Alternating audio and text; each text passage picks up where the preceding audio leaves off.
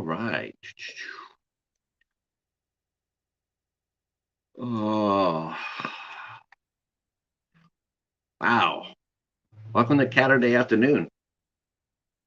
Uh, yep, another pop-up where that's how we roll here. Uh, yeah. So last night, I was supposed to do I was going to do a pop-up last night, Saturday night. But I got tired last night for some reason and ran out of juice.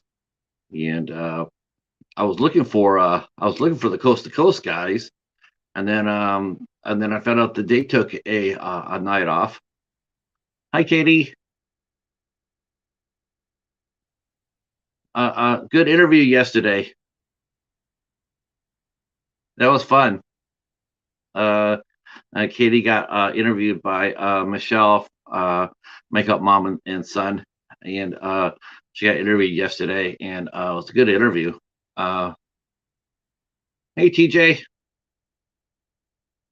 So uh, I was supposed to go up last night, and I didn't. So I thought, well, maybe I'll go up a little bit today, and you know, it was a very good interview. Michelle is really she's really up her game. She was tossing questions at you left and right. I thought it was a lot of fun. The chat was like one of the best chats I've ever seen. The chat that you guys had, they were just cracking jokes the whole on pretty much the whole thing, the whole way through. Um, so last night I was going to go up because, as you know, we're on a bit of a mission. Um, I really like to get Marty, uh, the Trash Picture Show. I like to get him up to 500. Um, he deserves it, and I really like to do that for him. So that's what I'm here for right now. Um,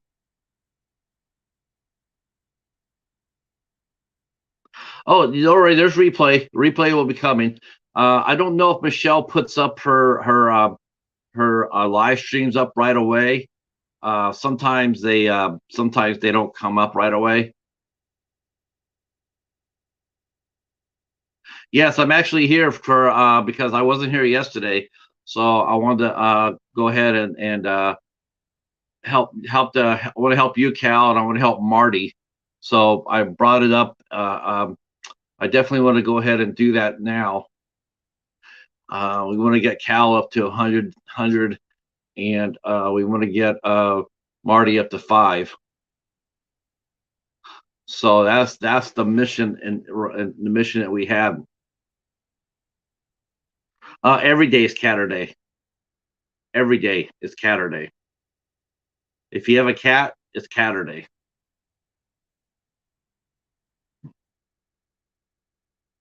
There may be it's like Dog Day Afternoon. It's like, when is a Dog Day Afternoon? It could be any afternoon. It could be Dog Day Afternoon, and today is Caturday.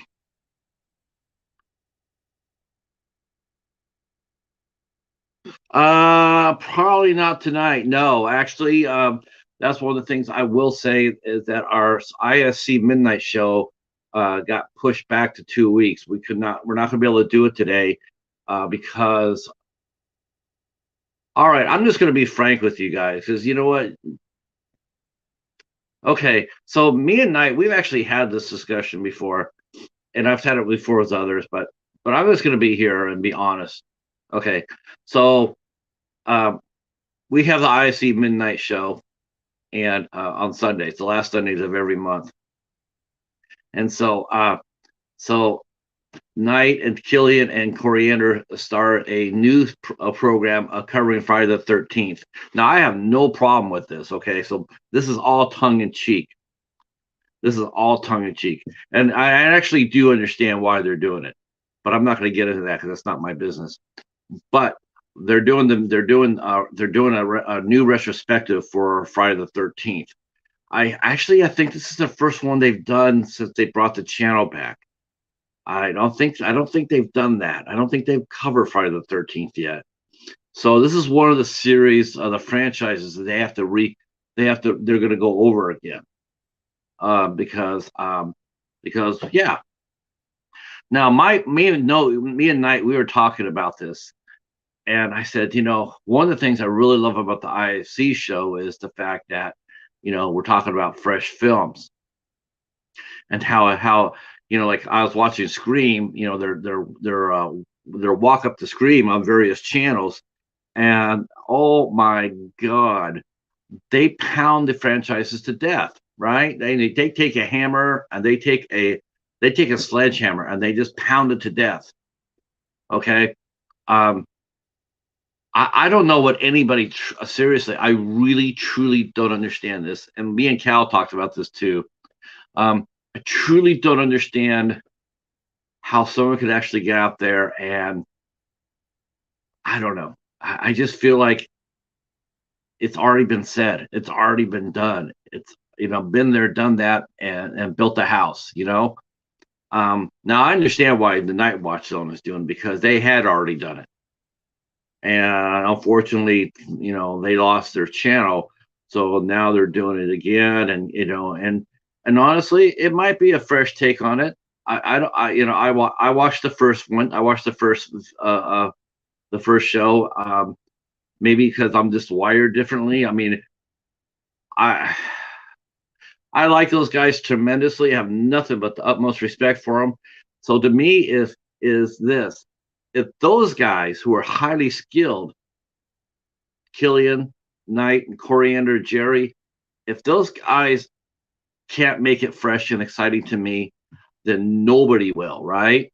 So it's like, so, but I don't know. I just find the franchises that just get pounded to dinosaur dust. Um, and so we had to, due to the storm and whatnot, we had to push back our IFC show.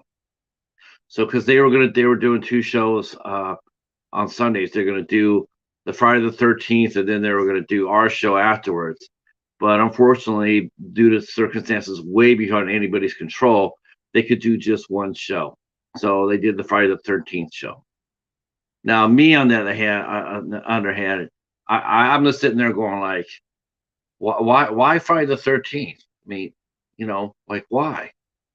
Now I know one of the reasons why, and as far as I'm concerned, I think our panel could handle five faces. They can handle Killian. Killian can come and be an ISC knight. He looked mighty dashing in armor.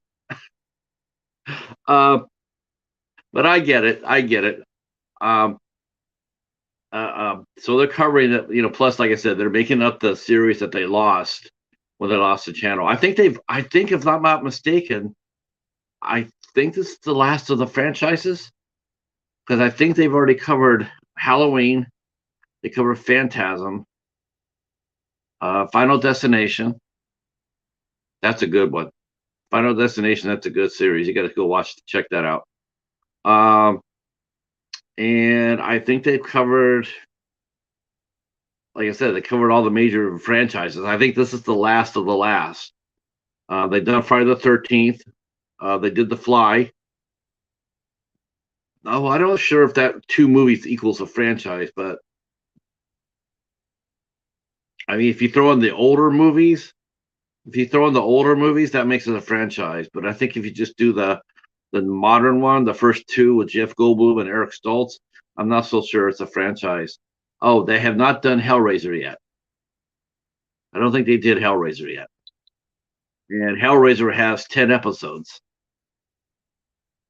Yeah, that's right, Casey. There are, but I think they only covered the 2 modern ones, the one with Jeff Goldblum and the one with Eric Stoltz. I don't think they cover the classic series from the 50s.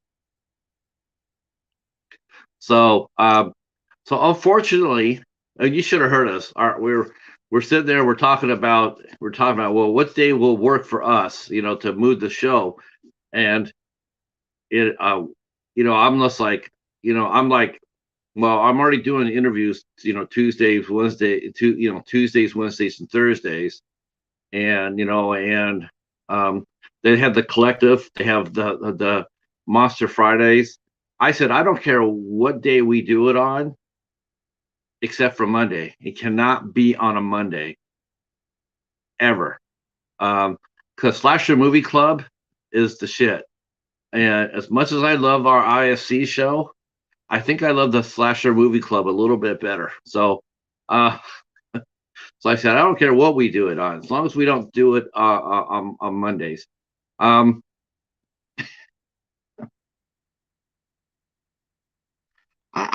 don't count. I mean, yeah, I know you and I talked about that. Um, I don't know, man. I mean, I just look. Everybody does it here. I mean, it's easy. It's easy to figure this out. I mean, so many good YouTube channels will actually do that.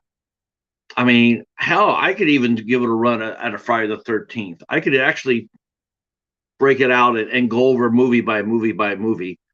But I don't know what I would bring to the table that you haven't heard before. I mean, just because it's me and it's coming from a different voice doesn't mean it's not the same old, same old. I mean, it's if I walk up there and show you a hamburger, it's a hamburger. Whether I say it or the next person behind me says it, it's still going to be a hamburger. It's like it is what it is. I just don't feel like I just don't feel this. I think it's been so wrung out. It's been so wrung out that I don't think I just don't know what you can bring to the party.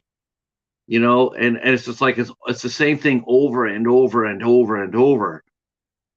Um, that's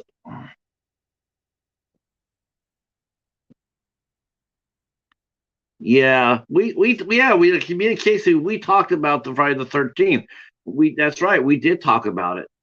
But I mean, we were sitting there talking, and we were both looking at, we're both watching it, and we're both like, I'm watching it, but I really didn't see anything new, And I hadn't seen the movie in years.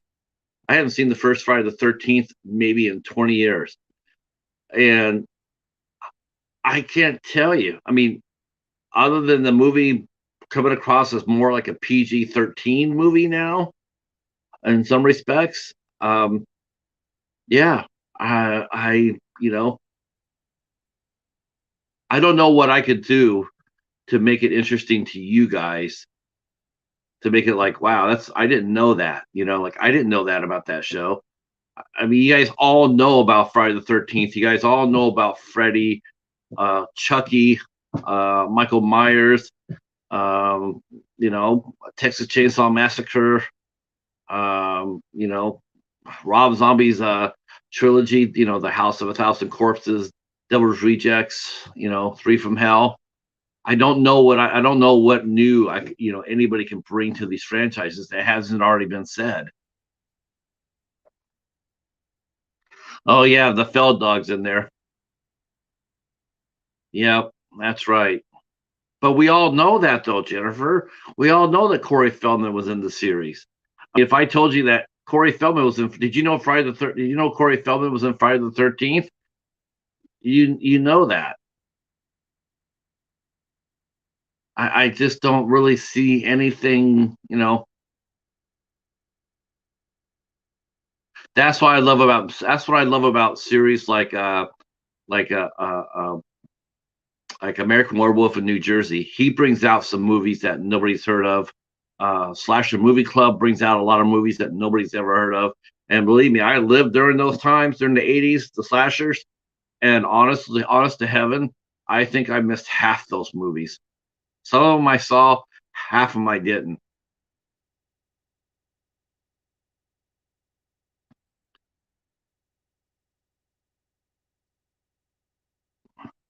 Time after time. You mean the Malcolm McDowell movie?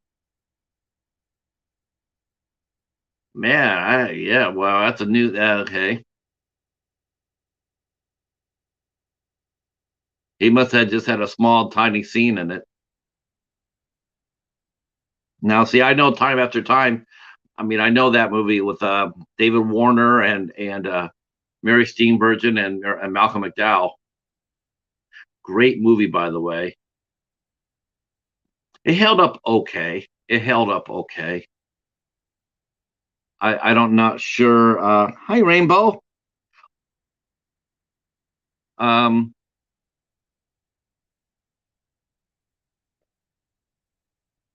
uh, Cal, you want to come up? Yeah, you could. You know what? Let's. I'm gonna have you come up, Cal, because that way you could go ahead and you can tell me what time it is. Uh,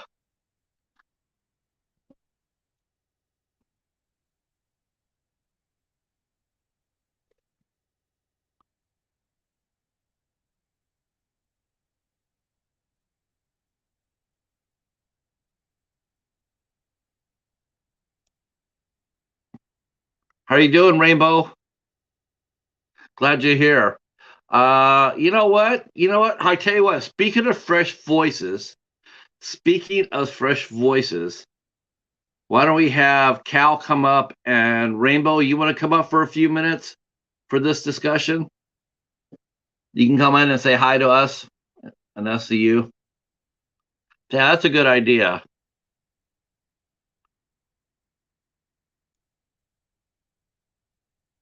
Yeah, if you want to come up for a few minutes.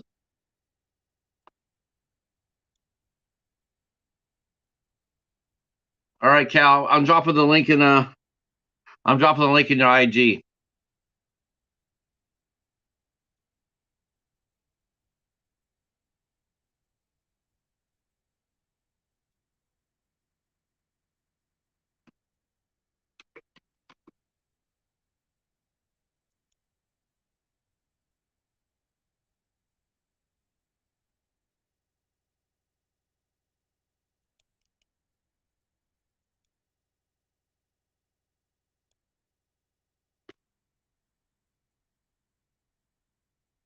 Okay, well next time you okay, we'll get you next time. I'll send a link to Cal. Does Casey feel like coming up in the or Charles or want to come up and battle?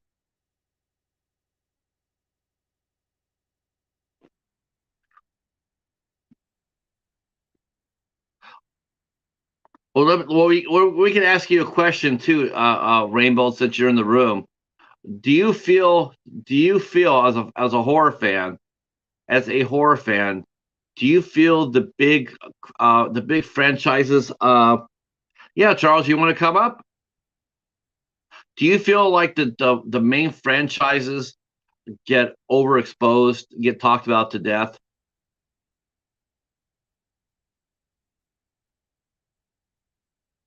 Do you feel like the older franchises just get covered to death and smother a lot of unseen or other horror films?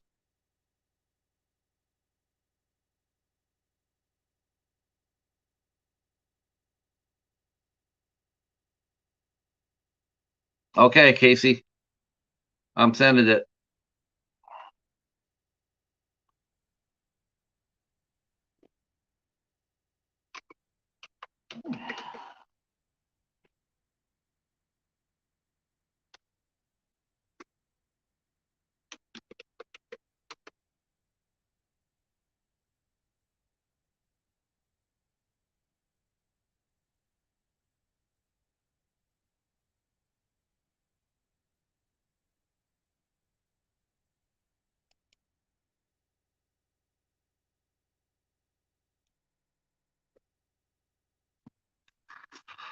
There you go, sir. So you and Cal can come on up.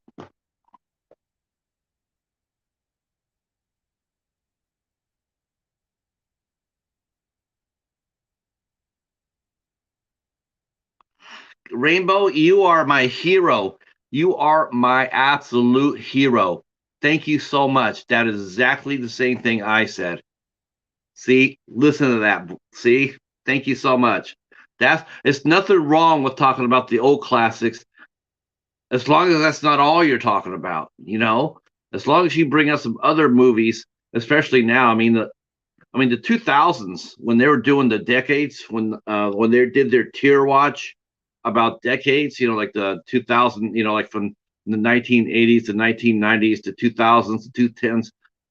I was really shocked to see how many great horror films there have been made after 2000. I mean, there's been some masterful films made. I dare say, honestly, story wise, acting wise, that blow away the 70s and the 80s, um, and the 90s as well. There's some decent films getting being made.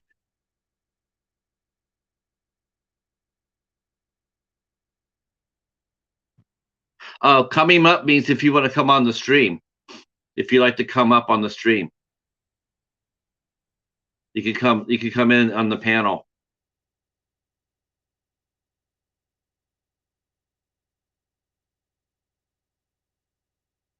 Now, I don't want it to appear like I'm being hypocritical about this. Like I poke a lot of fun at this. Uh, uh, you know, I poke a fun at A24 films or whatnot. But honestly, I buy pretty much any chance I see an A24 film, I will buy it. If the right price is there, I will buy it. I have Hereditary, I have Midsommar.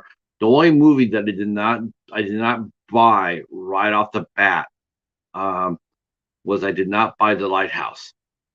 My sister said that it was not that good.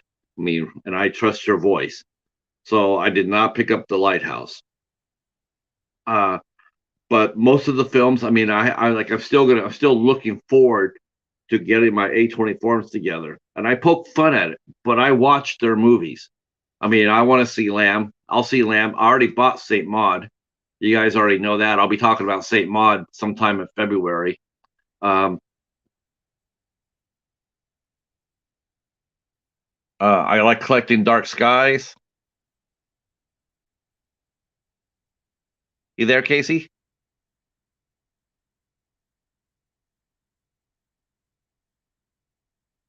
I don't know if he's there or not. Casey, you might have to back out and come back in, Casey. Uh, Back out and come back in. It didn't capture you.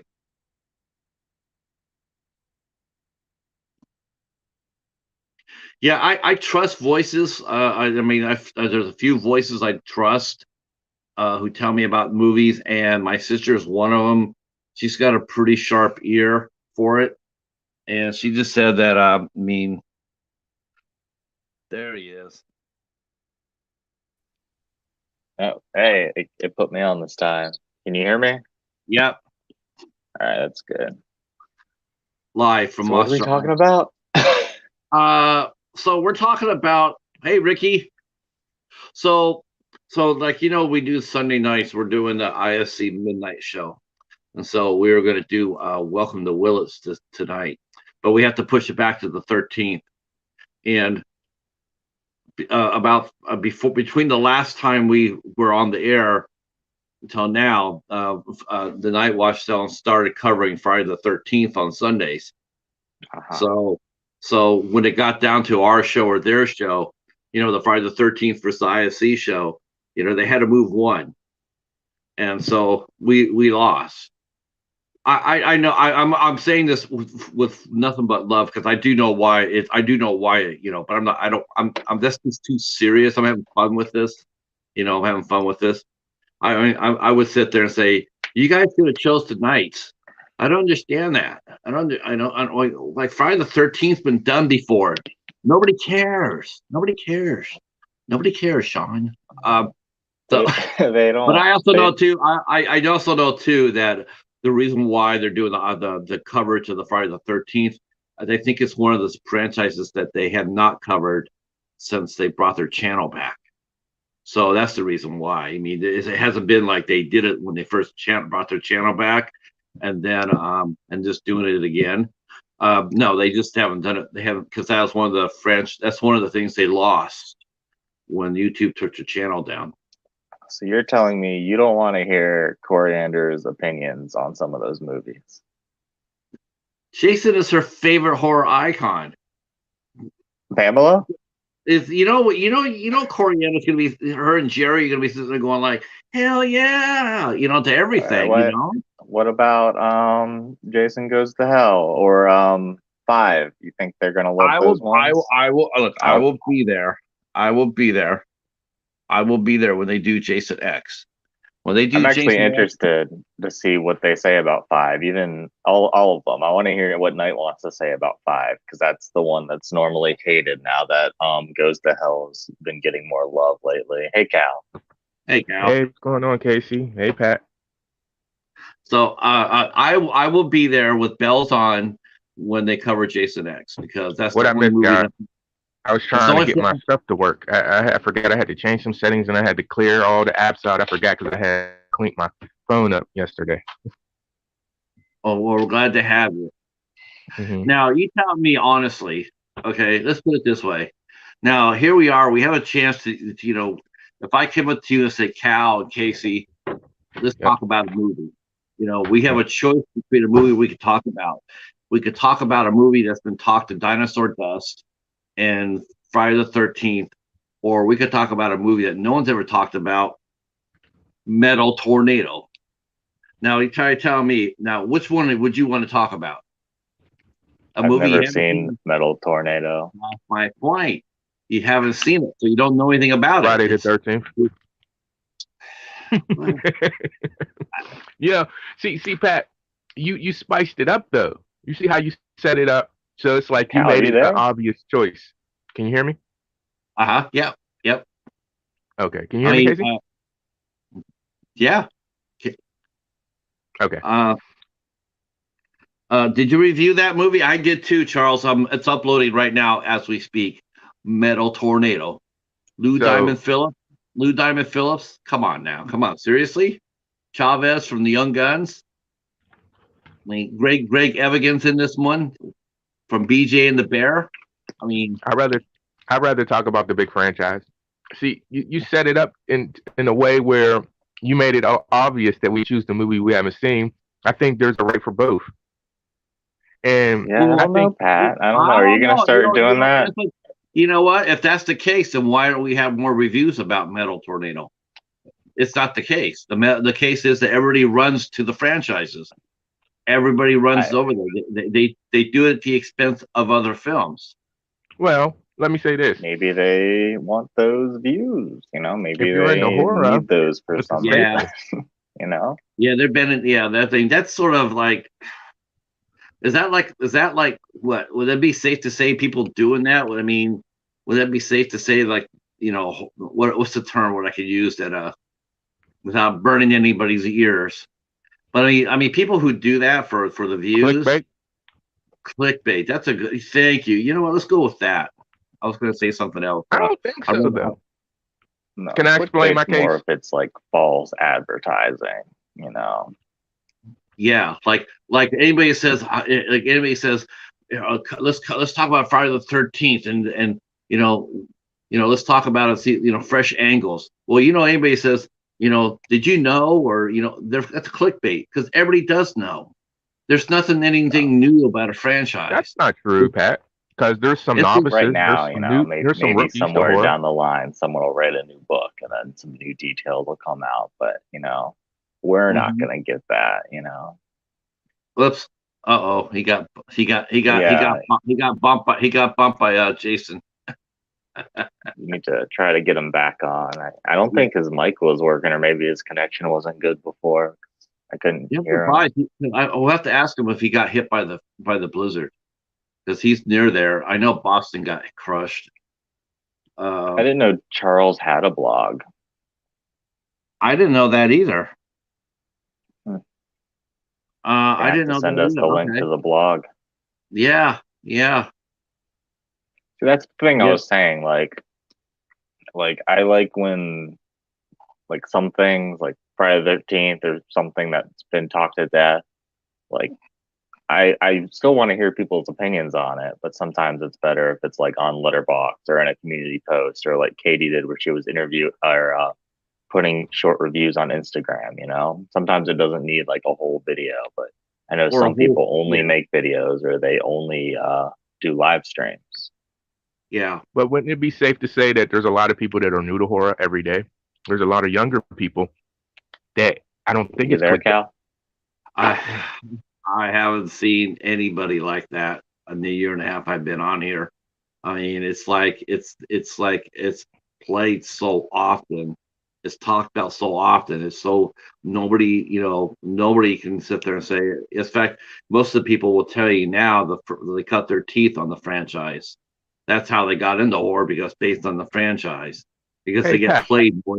They get I'm played more meeting than people that haven't seen Batman '89 You see, and they're but 20 years old. I've Hobbs has asked me to if I've done a franchise review on Friday the 13th, and I haven't, but it makes it seem like he has an interest in me doing it. So some people want people to do these things. So I think you Yeah, guys are burnt. honestly, I think it's just the physical person doing the interview. It's the same material, but like I said before, I could walk out with a hamburger, you could walk out with a hamburger, and Cal could come up with a hamburger. We each could say it's a hamburger in different voices, but it doesn't change the fact that what we're holding is a hamburger.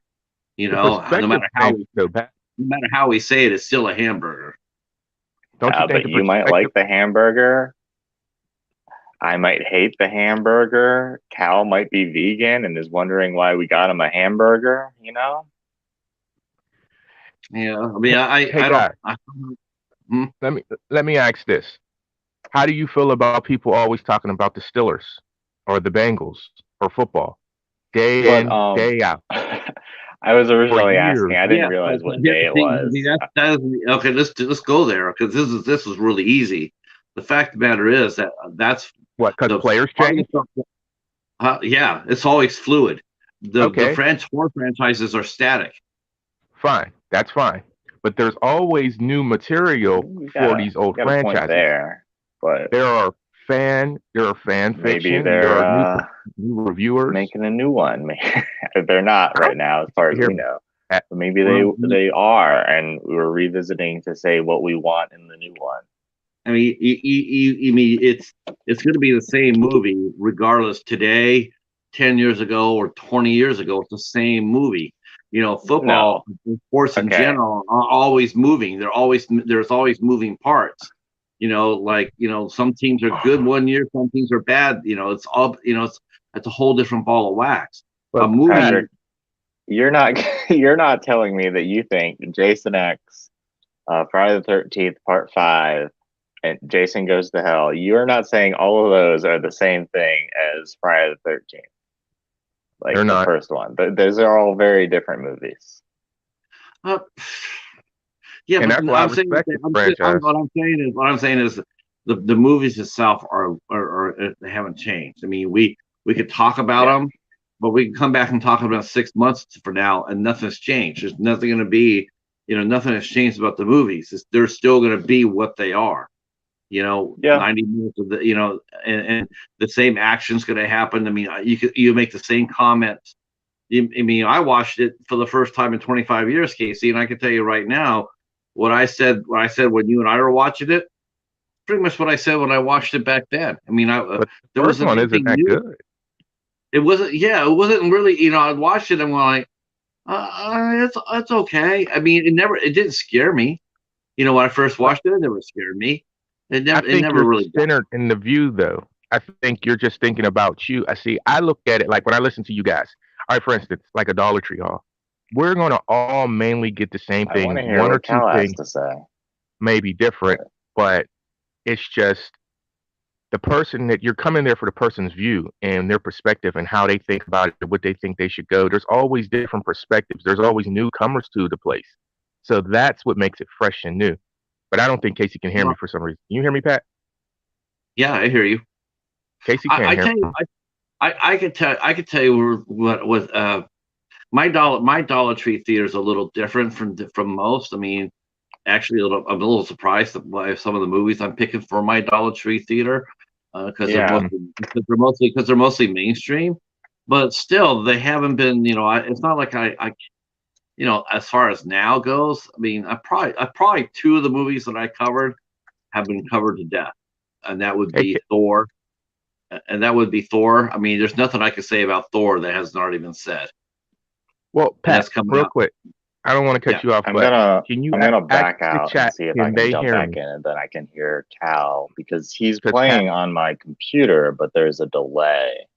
Yeah. There's like a big delay, so I'm gonna try to jump out and jump back in. Sure. See, because I didn't know if that was me, and it was pointless for us to say our views if the viewers, whoever's watching, can't hear me or can't hear Casey, or because he can't hear me. So I just wanted to Yeah, see if we could I- get that on I heard time. you both. I heard you both clear. Let me go I get think it them. was his headphones, honestly. Okay. But ask the chat. Hey, chat. Can you guys hear me and Patrick well and Casey, or do we sound delayed? Yeah, StreamYard has really gotten. Sometimes their delays are really bad. I mean, I'm sitting there talking to a guest, and it's really just sort of weird. I'm sitting there talking to him, The and then this weekends are thing, the worst. oh my gosh! So how's Thank it you, sound, Rainbow. Casey?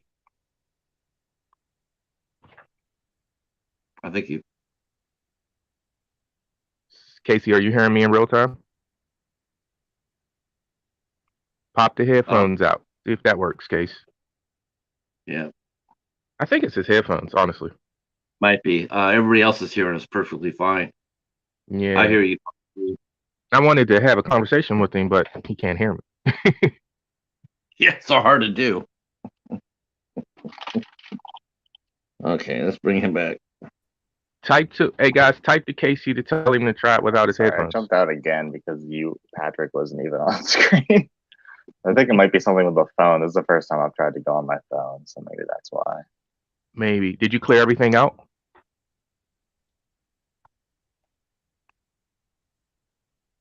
He can't hear me. No, maybe. Can you hear me, Casey? He can I hear can you. hear you. You can That's hear me, but you can't weird. hear Cal. That is weird. Because I hear That Cal That perfectly. is very weird. Yeah, but like I said, it's coming on the computer, but I can't listen on the computer because then there's like a 30-minute gap in there. Yeah, you're right about the weekend. Well, during the week too, But yeah, yesterday I was sitting there talking to Leo, and holy crap, it seemed like I had like a 90-second delay on it. I was sitting there watching it, and I'm sitting there talking to him, and then I'm going like, okay, what is I'm looking behind on the monitor, and the monitor like 90 seconds later, and I can see him moving. And that's like, that is weird. Yeah, I think because everybody's on a server on the weekends.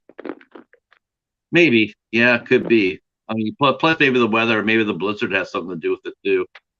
That too. I hear both of you guys fine. Well, I'll tell you what. How about I state my piece, real quick, and then I'll jump off and let you and Casey take it. Yeah, if you feel like it, you're more than I mean, I welcome can to stay stay. around, but I know he can't. He can't hear me, so he can't respond. Is that all right with you, Casey? What? Cal said. Cal said that he would state his piece, and then he would jump off, so you and I could continue to talk since you and him cannot hear each other. I mean, how about this?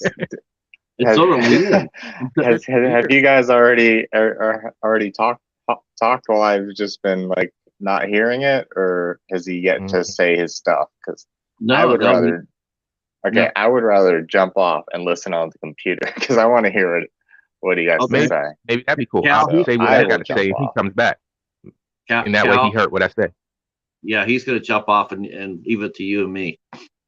Yeah, because then he can hear what I say, and then when he comes on, he can respond. How about that? That might be better. Yeah, that might be better. I don't know what's going on. I hope that isn't a thing going forward. Only thing I knew about this whole controversy, the only thing I knew about one thing, I mean, above all else, is that we could not move our IFC show to Mondays. Mondays are untouchable. Anything else? Yeah. Means no, you can't put on a different show on Monday night at 8:00. Though unfortunately, I'm in that position on the 7th. Well, you had a lot of competition yesterday. And there was Steven was live at the same time as you. Somebody else Oh, was I was. live. Oh, yeah, yeah. Yeah, my show. Yeah, it took a beating. Yeah. It wasn't as Funny thing is, you had more viewers than a couple people that were on, but still, everybody was on at the same time, so I couldn't be two you know places at once. that's a real shame too. That was one of my favorite interviews yesterday. That really That was. was That a was one top of. tier one. I enjoyed it. Thank you. Yeah, thank you. I really. That's the type. That was definitely next elevation. Out elevation right there. Just a really incredible talent. I Um, hope he comes back. I intend to bring him back. Oh yeah, I do. He's gonna be one of those guys where I sit there and say, like who was it? There's a couple of I told that to Josh. I said that to Josh too. There's a few of these people that, like I might not be able to get again. If things go well for them, as I suspect they will, I don't know if Hmm. I'll get them. You know, they might You be never they know. might be popping. They might be I good hope so. people though. They'll be like, "Hey, I did something with them when I was a little up and comer, so let me go back." Yeah, I thoroughly enjoyed last night. I thought it was really strong, and he's just a great guy, and it's fascinating, and it's His I couldn't believe it. his I take on actually, Broadway was a little different, being that it's shut down. So I'm like, I don't know when that's going to happen, dude. I would stay where you at, right, for a while. yeah, I didn't understand that either. I mean, I know that he did the play. He did the play last year, and he was hyped for it. I mean, he was, he was talking about, how much fun and energy he had with it.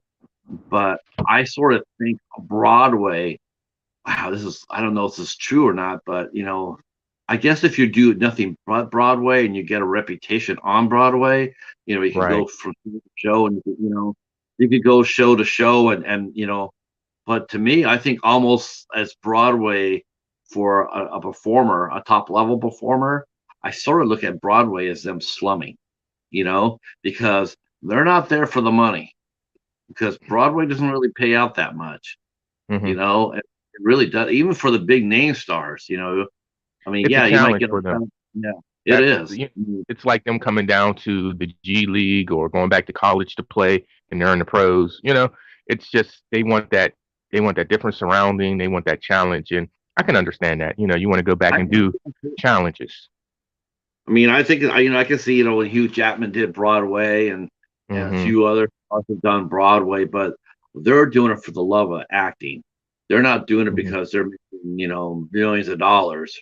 You're Hmm. talking like more like tens of thousands. Yeah, Maybe it's a maybe heart some. thing. They want to go back for just that feeling, that challenge, and something about it for them. It seems to be freer, and I can understand. It's like imagine if a singer hit the big time, she might want to go back, or he might want to go back and just sing cover songs or just freely sing. But you really can't do that now that you're a huge singer. You have to make constructed songs, in a way. And you So, and you do notice that. You do notice a lot of performers, after, well, not so much now, but back in the day, a lot of performers, that's what they would do. When they had a certain level of success, they could actually go and do an album of covers. These are my hmm favorite songs growing up. Well, they can get away with doing that. But hmm but rest assured, they couldn't do that for their first, second, or third record.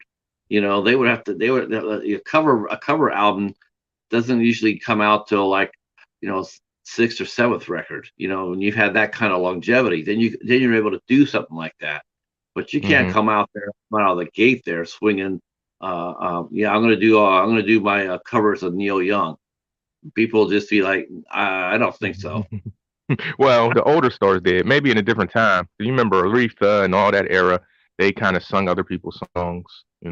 Uh, Thank you so much for coming by, Rainbow. This is awesome. Thank you so Hey, much. Rainbow, look forward to meeting you one day. Uh, uh, yeah, this is Oh, I thought that I tuned into Michelle's interview with Katie yesterday. hmm Michelle is really improved as an interviewer. she's fun. She's fun. Yeah, she has asked us some really good questions, and her and Katie were going back and forth, and it was a really fast and fun interview. Of course, there's some Three Stooges in the chat, mind you, But Was there? overall, oh yeah, yeah, there are some stooges.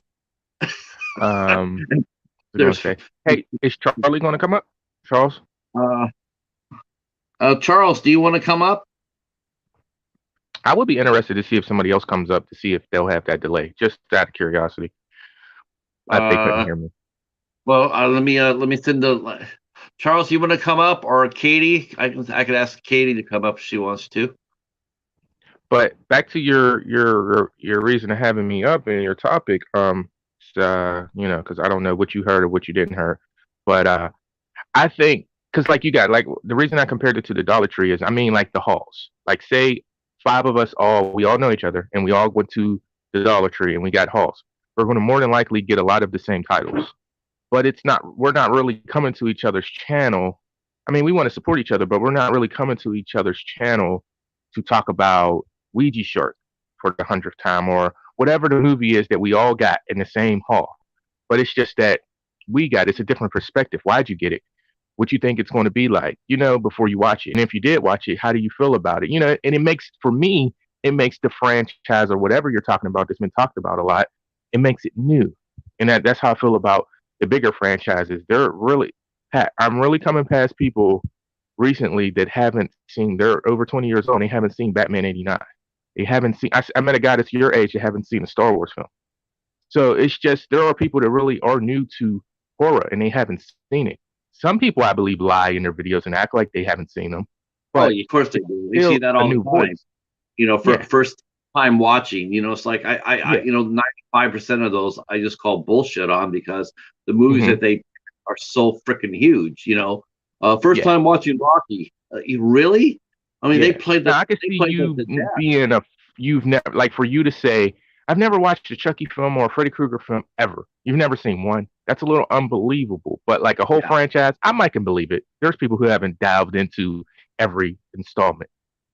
I'm more believing that someone will sit there and say I haven't seen Friday the 13th movie more than I am like a Rocky or a Star Wars or anything for the MCU. I'm more. People come up there and say first time. It's like, yeah, first time watching. Everyday lying because that's Well, just Pat, impossible. you want It's to hear impossible. something? I haven't. I just seen Rocky maybe 5, 7 years ago for the first time. I watched them, so I'm late. Like there really are people I've never seen Back to the Future. So there are people that haven't seen these movies. Really? It's unbelievable because they're always on. They're everywhere. I mean, every Yeah, year, there was always something else on for me. It just never peaked. I mean, not saying I don't want to see it or I wouldn't sit down and watch it. It just never took my immediate attention to watch it. I've never seen Die Hard. You see, and everybody's seen Die Hard. Yeah, everybody's seen Die Hard. I haven't. I got kids running up, 8 or 9 year old kids running You around see? in a store, and they know their lines to Die Hard. You see? And I've seen movies people are like, what the hell of that? But I've never seen those big franchises. So there really are people, and that's the beauty of it. There's different walks of life coming through here all the time with different perspectives, and it makes it fresh. It's like, I like you, Pat. I like Katie. I like Casey. I like everybody. I like Hobbs. So to hear them, even though you guys talked about it, for me as a viewer, to hear that, since I like you guys' personality and what you talk about, to hear that you delve into something I like or something that's big, and you'll never get past the big franchises. That's like saying I love football, but I don't know who the Steelers are. You have to, the big franchises, even if you don't like them, they still grab your attention. I mean, even if you're not into big horror, more than likely, big horror brought you to horror. You saw Dracula. I tell you better. We're gonna take the same football analogy. I mean, Mhm. look at the big franchises, right? The classics. They're like the Southeastern Conference, right? Mhm. Everybody knows who Alabama, Auburn, Georgia, Mississippi. Everybody knows that. They even know who freaking Vanderbilt is, right? But you turn Well, around and you ask these folks like, well, who's in the Mountain West? Who's in the MAC? A lot of people will sit there and say, I don't know, because they see, never that's a little different, Pat. You see, if you use pros, it's like we all know the pro teams. I can That's see 'cause people there's not only knowing 30 colleges teams. Yeah, but I think it fits better because everybody knows the pros because it's like 32 teams, right? And they're covered. They're covered all the time. They're just like the franchises. They're covered to death. Yeah, All right. yeah. Are you tired of them? You're probably too young for this, but there's a word that they used to describe for sports that you probably never heard of. It's called an off season, and that is basically between one. I'm not being facetious with you. I'm being serious Hmm. because today's world there is no such thing as off season. There's none. I mean, you got football teams that are you mean as soon as the football their seasons are over, right? They're already immediately you got them talking about the draft Yeah. immediately, even before the end of the season. Drafts. Well, So what they have draft capital. They have to. What do they need? And here's the early look at next year's squad and who's. but that's It's all like for views. That's all money. That's money based stuff. That's to keep your attention and build up hype to make money. But that's what I'm saying about you as that's the what I, person though, you're like, I'm not watching that ish. I'm done with it. Like the season's over. I'll come back maybe a couple weeks before the season starts. You don't really. that's how it I used know to I do. be. I don't even watch preseason.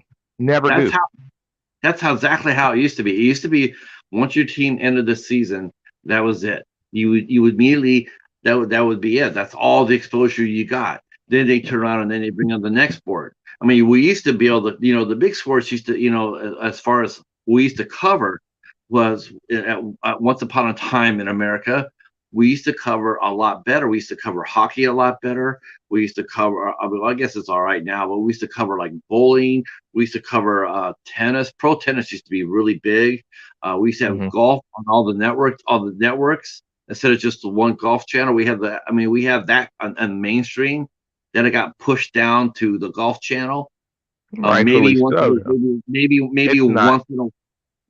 It's not I mean, the big four. It's not football, basketball, baseball, boxing. It's not even UFC. Golf is just like, it's golf. like you said, the big four, the big five, the And franchises. hockey isn't doing that great. People don't realize that. It's just that people have we're so accustomed to things, we don't even realize hockey isn't really doing too well.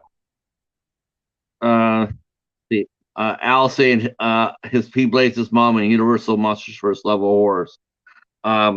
Yeah, I mean, Bowling for Dollars. Oh my gosh, Charles. Yeah, I remember watching that too. You guys watch They have Al's new they have. video, 100 Years of Horror? Al's new video, uh, 100 Years of Horror. No, I haven't seen it yet. Cool I was video. going. I was doing my watch. I was doing my on my watch later list, trying to catch up because I'm Hmm. behind several channels. I'm really behind. Yeah. I'm trying to You catch always up. on, dude. You're always working. Yeah, that's the thing is I'm already, like today I still gotta I gotta put my next 2 weeks of shows up on StreamYard. So, people know, that the shows are Hmm. on. I still gotta do one for Instagram as well. Um But Pat, one more thing about the franchise talk. Like, you just don't box yourself in. Don't be so hard on it. I know you're burnt out. You're a lot older than everybody that talks about them in your circle, but maybe that's part of it. But it's just they're staples, man. You can't get around them, and you gotta love that they do bring more people to horror, for better or worse. They bring more people to the realm, and then yeah, like I if it understand wasn't why for the big people, ones, I wouldn't know the I little mean ones. maybe I'm cynical and that's probably really what it is. I'm more cynical. I just think that I really do. I think people do it. They talk about those franchises for the main reason. They talk about them for views. Hmm. Hmm. I don't think they talk about them for anything other than that because they know that that's what they'll bring. You type in Jason or Freddy or Michael, and you're gonna get views. It's They're just true. fun, man. They're like superheroes for horror, though. They're just they're fun, man. I mean, I know.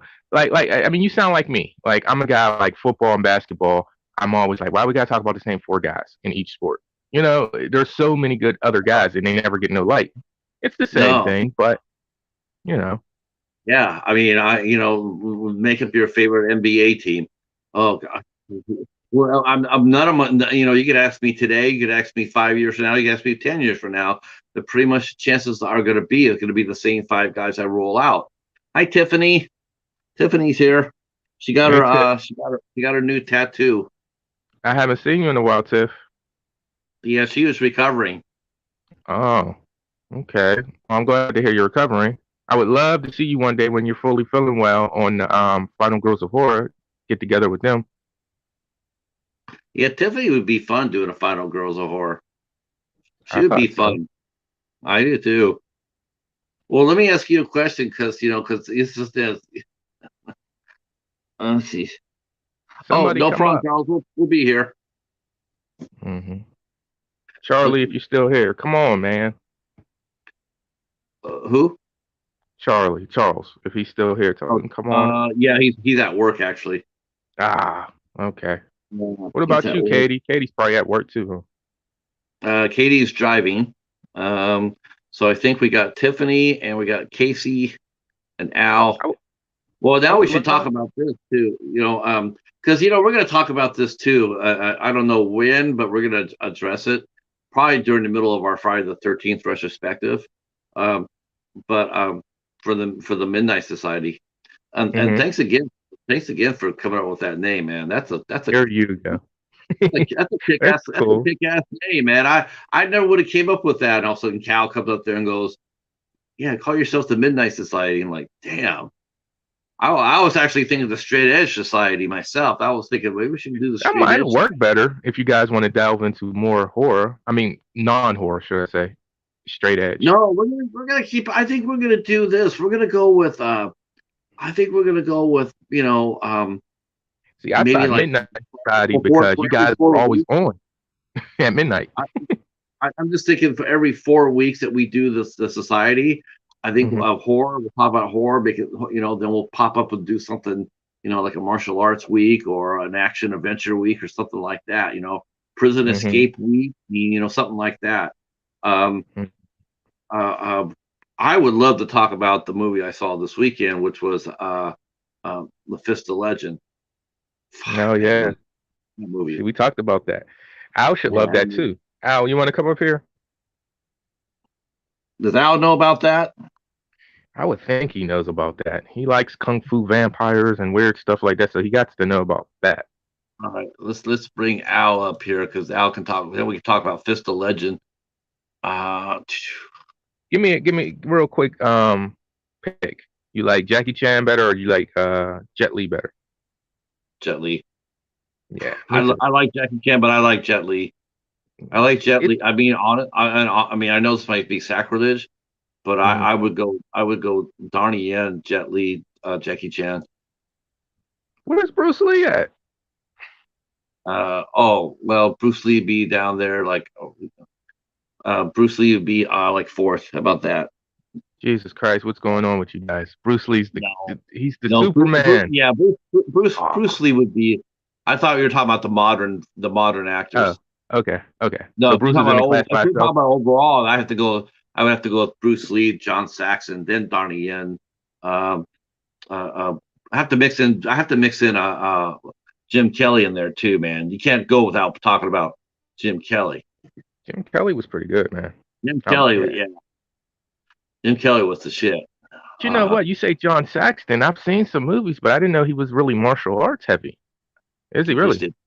He just won. He just did one. I used to give my buddy Catfish I used to give him so much trouble over that. If he's sitting there like John Saxon's he's a badass. He kicks Jim Kelly's ass. And he's like, what? It says, look who lived at the end of the movie. Look who killed Bolo. He, John Saxon killed Bolo. You couldn't even get past Han. Yeah. He even dealt with Freddy Krueger in a way. You know, Huh? Freddy. He even dealt with Freddy Krueger, even though Freddy got him, and eventually, John Saxon's the man. Yeah, that's right. Yeah, yeah, he did. John. Well, shit, we're talking about that with Tenebrae last Monday, and John Saxon was in that, and Dario Argento killed him. He had him stabbed in the middle of a public square, and John Saxon's character gets killed, and we're like, what? How's that Oh, happening? don't forget he's in Black Christmas, the original. Yep, he certainly was. John Saxon is really underrated. People don't understand. He could do anything. Yeah, He he's could good. do anything. He could do drama. He could do drama. He could do comedy, mystery, horror. Hell, he even popped up on the Mary Tyler Moore show as one of Mary's dates. which really blew me away. I had no idea he had been on the Mary Tyler Moore Show, but there he was. He's very talented writer too. It's a shame more of his stuff didn't get, and he do more with it. But if you read some of his stuff that's out there online that he wrote, pretty good. Al says he can't come on at the moment, but he also says, "But Fist of Legend is epic." Hell yeah, that's an amazing film. I really, I watched that movie, and I was listening to the commentary to it, and I will have to sit there and say that it's actually a very forward thinking film. It could have been just purely 100%, Chinese propaganda, but they didn't do that. They actually made it an even playing field. Like the Japanese were accused of atrocities and racism, and they commented that the Chinese, they weren't exactly innocent. And it was really refreshing to see that, and someone pointed that out. It's a really good movie. How you feel about Unleashed? It was all right. It's more Hollywood, It was more Hollywood. I mean, but it was a cool premise. I like that. Yeah, I liked it fine. Now I tell you, the series I really liked a lot is the Transporter series. I've never watched them. I'm not a Statham guy. You haven't seen the Transporter yet? Okay, I can understand. I can understand that. No, it's not. I'm just not a Statham guy. I've seen a couple films. The Expendables, Safe, War. I've seen a couple, but usually he's along somebody I really like for me to watch him. He's just not. I'm not big on him. I do like Scott Adkins though. Yeah, Scott Adkins is. I like Scott Adkins. I like Michael J. White. I like Ray Park, Amy Johnston. I don't know anybody right now that's, like, God, it sort of sucks, but I'm thinking, I don't know. I mean, Scott Adkins might be the youngest martial art actor right now. Mm-hmm, I mean, I think, but I don't see anybody coming up behind him. There's always been somebody coming stuff. Like, if it wasn't for Van Damme, I wouldn't know who Scott Adkins is. He did a few movies with him, and he gave him a lot of praise. So it put me on to him. I like when the older guys do that, pass the torch. I think, I think I heard about Scott Adkins as I heard him. I heard the name and during the Undisputed series. That's where I heard the name. But as far as watching the first movie with Scott Adkins in it, I saw him in a movie he did called Ninja 2. Mm-hmm. There's 2 films to it. And there's Ninja 1. They're not like, it's a different story, but Ninja, they're Ninja, idolatry. Yeah, I got mine at Family Video, and I was my first exposure to him, and he was badass. And then I started picking up. I picked up other movies of his, and yeah, I thought he was absolutely. He's badass. Everybody, I wish more people was here. I had an idea to run past a lot of you guys with the midnight hour and stuff, because it probably more appeals to you than anybody else. What do you guys think about a trivia game once a month? Oh, Hobbs does that. Hobbs does horror trivia. Oh, he does? Oh gosh, yeah. But we can do something like that. Like what kind of, like, which way does he do it? How's it set up? There he is himself, the Fist of Legend himself. Al, we didn't disturb you, did you? Because I know you said you couldn't come on. What's going on, Phil? Hey, man. What's going on, Cal? What's going on? Yeah. Fist of Legend. So, Fist of Legend. Dude, that movie, I probably have it. Give me a second.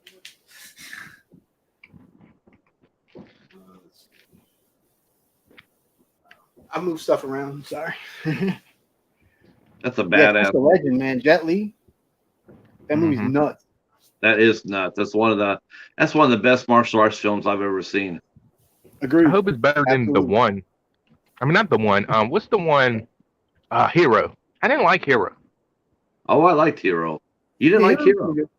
Hero was really good. I just didn't like that one. That's one of the most beautiful films ever made. Really? It is. It's absolutely beautiful. Yes, that's a gorgeous one. That's a gorgeous, gorgeous movie. I mean, But does that mean it's good? Because there are great movies that are shot beautiful. No, it's really good. But it's absolutely one of the best looking films ever. Well, I'm a minority on that one. Yeah, it's amazing. Excuse me. Yeah, I like that one. The one I haven't seen yet, I haven't seen Fearless, which is basically Shenzhen, right? Because if they mentioned it during Fist of Legend, that's basically the thing. It's the same character and a different story, but yeah. Well, who do you think? Who are your top 5 martial artists, Al? Who's your 5 favorite? Oh, well, Bruce Lee, of course. Okay. Of course. Yeah. I mean, you can't not say Bruce Lee. There's a lot of people that don't. Go ahead. Well, my favorite martial arts movie ever is Return of the Dragon. See, John Saxon. Recognize Enter the Dragon. No. Right? Return of the Dragon. With Chuck That's Norris. The one where. That's the one. Is that the one with Chuck Norris? Yeah. Mm-hmm. Yeah. Chuck got his ass kicked, didn't he? He did, and that's still my favorite fight scene in any movie ever. Oh wow! I just said that yesterday. That's my favorite fight scene. Yeah, I was gonna say. We were talking about who got killed, who didn't get killed. Is that the only time Chuck Norris has ever been killed on camera? Oh right, he did die there. Yeah, he did. He didn't have that weight though either. He wasn't who he became right there. No. Didn't he die in like Invasion USA or something too? No way. He blew up Richard Lynch. That's true. Yeah, that's right. Yeah, it's been a while since I watched that one. Only way Chuck Norris dies is if the whole planet dies with him. He might die then. Yeah, maybe. Nothing can kill Chuck Norris, man. What are you talking about? He's the man. He's the man. Oh my gosh. Yeah, that's right. Yeah, he died in that movie. That was I like the way how Bruce Lee played respect to him too. They both kept on coming.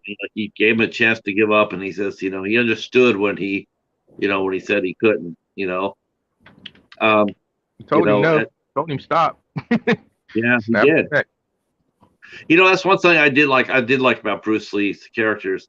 He for some characters that he had respect for, that he when he fought, like when Chuck Norris in Return of the Dragon, and then Donnie Inosanto in Game of Death, he paid much respect to him after he subdued him. He's like, it wasn't just somebody out there in front of him. He recognized that they're in the position they were in, and that was the time. Remember the old saying, "Fight with honor." You still respect your opponent. Well, some characters he did. I mean, some characters he just fucked them over, and that was it. Like Bob Baker. In the Chinese Connection, he just whipped that ass, and he was he wasn't looking for he was looking to kill everybody. Well, to be honest, that did character. His character was enraged. Right, and that's the thing. That's the difference between the Jet Li and Fist of Legend is Jet Li's character really never came across as someone who lost his temper. He was in control pretty much the whole film. Yeah. Yeah. I'm sorry, Al. What was your points? I didn't mean to cut you off. No, that's all right. Have you all ever seen Rise of the Legend? This is from, I want to say, let me look it up. 2014. It's with Sammo Hung has a little part in it, and I think Eddie Ping is the main guy. No, I can't say I have. It have to be something I gotta look and see. You can find it. You can find it pretty cheap. I think I got it for like $3 or $4 on Blu-ray. Okay. But it's along the same lines as Fist of Legend, and the fight scenes in that one are insane, and just like freaking amazing. Like I cannot recommend it enough, especially if you like martial arts stuff. Rise of the Legend. Fantastic. Is he playing Shenzhen? Let me see. Let me see what I can find out. It's I think there's two like main Chinese heroes. Was it All right, Shenzhen? so and Hong yeah, so Hae? he Fei plays Fong? Wong Fei Hung, yeah. Yeah, Yeah. So it is a Wong Fei Hung story. But it is it's another fantastic. they love him. He's Yeah. like their version of our Superman or Batman. Yeah, pretty much. What happened to Bolog from Enter the Dragon? He was in Double Impact. It was the dude with the scar. Bolo Young. Oh, he's still alive. He's still alive. He actually played a couple of movies where he was the hero, which was really unusual. He faced off against Matthias Hughes. Mm-hmm. Is that the one where they're fighting in an alley? He got like a white outfit on or something. I think I seen a clip of that somewhere. I know that he fought Matthias. He did a movie back in the '90s when there were just tons of martial arts movies out. But he fought Matthias Hughes a couple of times. And one I remember was in a building, a tall building. I think they were supposed to be doing a heist, and then Matthias Hughes came in and tried to cut in on him, and then they fought. It's been a long time since I've seen that, but I do remember it still because it was like because Bolo never played the good guy; he was always the heavy. Yeah. He's kind of underrated at the time. I don't think we appreciated him, but now looking back, he's kind of an underrated bad guy. Yeah. Oh yeah. I mean, he was formidable. I mean, you saw him coming, and you're gonna get a good fight. But the funny thing is, everything I've seen him in is he's formidable until he meets that one guy, and he always gets thrashed. Like Van Damme, Bruce Lee. When he finally meets him, 1-on-1, he gets thrashed always. I love, I mean, Bruce. I mean, Brandon Lee faced him in one movie. I don't think Brandon Lee was actually the main star of the movie. He was just like a sporting star, and he ended up fighting Bolo in the alley.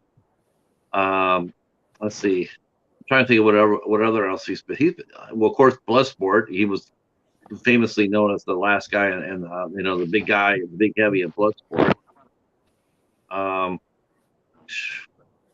That's about it. I probably know more. The ones I like with Bolo is the Tiger Claws movies. Oh yeah. The first two, at least. Yeah, those are good. That one was it Jinder Mahal or something? It was some Indian actor. He was really good. Jalal Mirhi is his name. Yes, and Cynthia Rothrock. Yeah, yes. And Richard Norton too. Richard Norton. Is in the third one, I think. Yeah. I know that Richard Norton. He could go both ways too. He could be a good bad guy, or he made a really good guy too. Yeah. I didn't know that Richard Norton did the Octagon. Oh yeah, he sure did. Yeah, he did the Octagon. I forgot about that with Chuck. Yeah. That was that period of time when Chuck was making some really good movies too, like the early '80s. Yeah, then Cannon got a hold of about the American scene. Like, I see you guys really love the Asian and Kung Fu, but how do you guys feel about just karate movies, like with the big, our guys from the '80s and '90s, like Van Damme, even though he's not American, but like those American style movies. How you feel about those Kung Fu and martial art movies? They're okay. I mean, like I liked Hard Target. I thought Hard Target was a hell of a lot of fun. And my favorite Van Damme, like Bloodsport. I can't stand Bloodsport now. Now what changed? I can't stand it. Oh my god. They literally played that movie to freaking death. Yeah, it's always on Versus. They used to run that thing twice during the night, and they did it like 2-3 times during the week. Yeah, it was like the only movie they had in their entire library was Bloodsport, and they played that endlessly.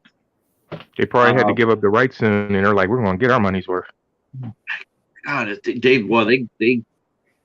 they say you can't squeeze blood out of a rock. They didn't meet Versus and Bloodsport. There you go. Yeah, I mean, see, that's one good thing. I mean, that's one positive thing about streaming. It's like, man, you're no longer just obstructed by just what you see on network TV. Now there's like a Bloodsport. I forget the guy's name. I thought he was okay. He's no Van Damme, but I thought he was pretty good. And which movie? The guy's in the Bloodsport. sequel? Yeah, because there's like 4 sequels, right? Or Was it 3? Daniel Bernard or something? Maybe. Daniel What was the second one where he was in prison and he showed him the Iron Strike, the Iron Fist? You remember that? I don't remember the sequels too much of the Bloodsport ones. I do remember the sequels to Kickboxer better. Yeah. They just released Which one good one anyway of those. They just in my released opinion. like a couple of sequels. They did back to back, like Kickboxers. Those Kickboxers really good. ended. Those are good. I think wasn't Dave Bautista one of the being bad guys? Yeah, Oh, yeah, and the first in one of the more recent ones, yeah. but yeah. the second one's better Let's because you make get one more, Van Damme. You get they're supposed to be. Second one, Pat, you get Van Damme versus Mike Tyson. Like that's a sight to see. And which one? The Kickboxer 2 that you were talking about, the new Oh ones. wow, okay. Mike Tyson did he did the Ip Man too. Oh, that was a good scene. I haven't watched the movie, but I've seen the scene. Yeah, he did a really good job during that scene too. I gotta get past these subtitles, man. I gotta get past them so I can watch some of these movies. You know, I do so much reading in real life. It's just like when I sit down to watch a movie, I'm like, no more reading today. I thought it was disappointing though. It was like a Well Go USA. They released a Young Detective D series. So I sat down to watch Young Detective D, and I couldn't make it through it because the subtitles, they had it in just white print, but you couldn't see. It didn't stand out. It just all got totally muddled, and it's like, wow, it was worthless. You know, and then it's probably too fast. I hate when they do that. It's way too fast. Now, what did you think of Jackie? I mean, Jackie Chan's done a lot of interesting movies. I really liked Forbidden Kingdom. I thought that was a fun movie. I haven't watched that one. You haven't seen Forbidden Kingdom yet? No, I think I have a copy. I think it's sitting on my shelf right here. Oh, okay, It's a good movie, man. That's I like it.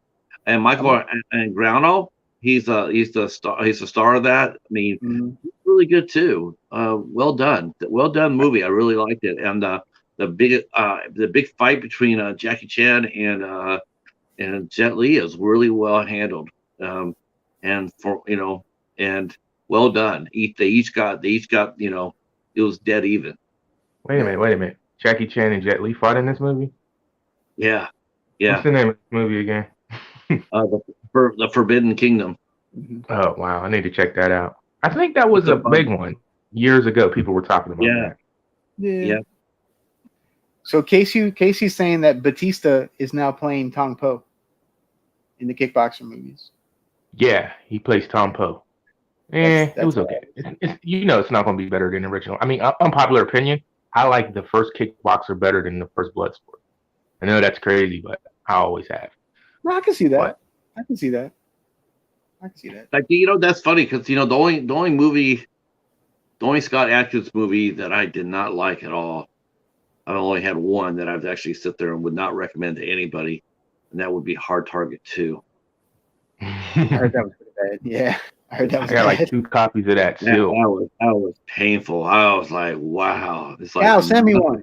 I'm kidding. Okay. I'll send it to you. Nothing happened. Yeah, if you want it. So I like that. Let me rephrase that because I don't want to be but if you're a Scott Adkins completist, but by all means check it out. It just would have been so much better if they just would have like the first 40 minutes it's just nothing goes on, and that's what kills the whole movie. And it's just like, man, you killed the vibe on it. That was a movie that's how I felt with the never talked about. But sorry, I like the first Hard Target. I thought that was a lot of fun. Yeah, classic. What did you say, Alda? I didn't hear. I'm sorry. That's kind of how I felt with the Quest from Van Damme. Like nothing happens in like the first 45 minutes, and then the entire last half of the movie is all fight scenes. Yeah. I remember when that movie came out. I mean, it was good. I enjoyed it. I couldn't get into it. I liked it, him in the streets with the kids. I thought that was cool, but Yeah, yeah, I yeah. could not get into the movie. It took me until adulthood to really like that movie. Now it aged pretty decent. I like it now because I hear I people like say it's a version of Bloodsport, and I'm like, what? What are you watching? I mean, I can see that. It's like a PG version of Bloodsport. It's really supposed to be his Bloodsport. He wanted to do it again. That's what I hear. Yeah. Well, why didn't you just go back and watch it on the Versus? Yo, I must say, you two guys talking about kung fu and action movies, it's making me want to see some of these movies. So you guys really should have those action nights. Yo, you guys would be good. You'd really be good. Yeah, we're gonna have fun with it. We're gonna have a lot of fun with the Midnight Society. We're gonna be doing a lot of things on the show on Sundays from 9 to 11. We got Al here. We got Dead Michael. He's gonna be joining us. Michael. Yeah, he's gonna be coming up here. Tell him to quit his job and get up here. Oh, well, I hope he's able to come up every Sunday. I haven't talked to him about it yet. We're trying to make. It's another one of the reasons why I'm trying to, alter the show, the format a little bit, because we're at the midnight hour. We had okay numbers, but our numbers always started falling off around 10:30, 11, or 11:30 because it was so late, and people were going, they have to get up the next morning to go to work, and so we didn't expect if 3 hours was just too long from 10 to 1 on a Sunday. I mean, you can get away with that on a Friday or Saturday, but Sunday is just. I mean, hell, you can get away with it on a Tuesday or Wednesday, but it's really for some reason Sunday. Weird. Yeah, it is weird. In fact, I saw the Cornelius collection went up the other night. That's the first time I've seen them up in the middle of the night in a long time, and they were up. They were up at like at 3:30 in the morning. But we're gonna do from 9 to 11, and then we're gonna keep it going. We might go maybe 11:30 if the right circumstances come up, but no later than that. We're just gonna go ahead and get out there and make it really crisp and clean, and we're gonna do market. We're gonna cover martial arts. Sweet spot of any day, because people seem like they're laying down and they'll just pick up their phone to listen or whatever. It just seems like 10 with a lot of people that go on around or they're on already at 10. Their numbers seem to be steady and decent. I don't know. Some people I've seen people say, "Hey, I'm stopping in before I go to sleep" or something, and it's usually 10 o'clock. Right. So I've gotten used to the point now where, yes, I really would like to have a ton of people roll in, but I also know too that, based on the replay numbers, that's what happens. A lot of times people will come in and our numbers might be initially low, but then once they start kicking in from the other people listening, next thing you know, you go from a decent show to a good show, to like you got 150 to 200 views, and that's awesome. I think keeping it down to a 2-hour limit is because the attention span too, and I think 2 hours, maybe 2.5 hours will be the max. And and people, like I said, people can listen to these live streams like podcasts or radio program. You don't have to watch what we're doing. You could, you could just, I don't. I go back when I watched Katie's when I listened to Katie's interview yesterday. I was in bed and I just turned it down and just listened to it that way. I listened to a radio show. But can I say something? I think like if you have a show that's topic driven, okay, that as a whole probably will get more replay value. But like a show where we're just all hanging out and we're just sporadically talking about different things, I think it's harder to get that more replay because there's something about being live, even if you're not up here like me, but just being in the chat and interacting. There's just something about it's like watching a game live. It's different, opposed to watching it after it happened. So I think I know Al does a lot of chopping. If Pat one day you delve into chopping up stuff, like it would be nice to like if there's a section of this conversation here and there that you liked, you chop that out and just throw it up on Instagram, throw it up on YouTube, and that'll probably help too, because that piece of the conversation probably was really good compared to another part of the conversation, and it'll probably get people to come back and watch the whole thing. You know what I mean? Maybe. I mean, maybe. Yeah. I mean, for one thing, I noticed that the people that tend to do one don't do the other, and I think that's we're conditioned that way. Like I got 700 people sitting on my Instagram page, but I don't see hardly any of them, if any, because I don't know. I don't ever see any of them coming from Instagram to here. I bet And you 500 of them don't even realize you do what you do, though. no, That's I why I bet say you got I to know. post some clips there. I use hashtags. I use popular hashtags, and I throw it up there. And there's even people with names, even people with names like Jennifer Block. I know that she has a name, and I go there, and next thing you know, I just see like there's like maybe 20 or 30 people that liked it, and it's like that's for a star, that's for a well-known name. It's tough. It's absolutely tough. Um, you know, it's just all about finding the right words to use. You got to utilize your story more too, Pat. You don't use your story a lot, I notice. No, I can use story on my phone, but I can't use story on the desktop. Desktop won't let me do that. Story But really helps. I like the one thing I probably need to do more anything of is reels. That's what I probably need to do more of, because reels, I'm there all night. When I have insomnia, I punch in Instagram reels, and some people will tell you that. Because I mean, if you're one of the people I send reels to in the middle of the night, and you know who you are, you wake up with like 10 or 12 reels of cats. So Yeah, I've seen them. I try not to overload it to some folks, because I don't want them to be bummed out and that's all they see when they wake up. But there's some people I send like 10 cat reels to every day. Fellow cat people. Let's see. Yeah, TikTok too. Yeah, it's hard. It's hard to translate. I hear people talk about, I got 15,000 TikTokers, but then you go to their YouTube page. You go to their YouTube page, and you don't 10. see it reflected, or you don't see it reflected on their Instagram page. Oh, that's always been a thing. People sit on the platforms, whatever one they're more comfortable. And YouTube and Instagram, all these places, Facebook, they like that. They're trying to keep you on their platform as much as they can.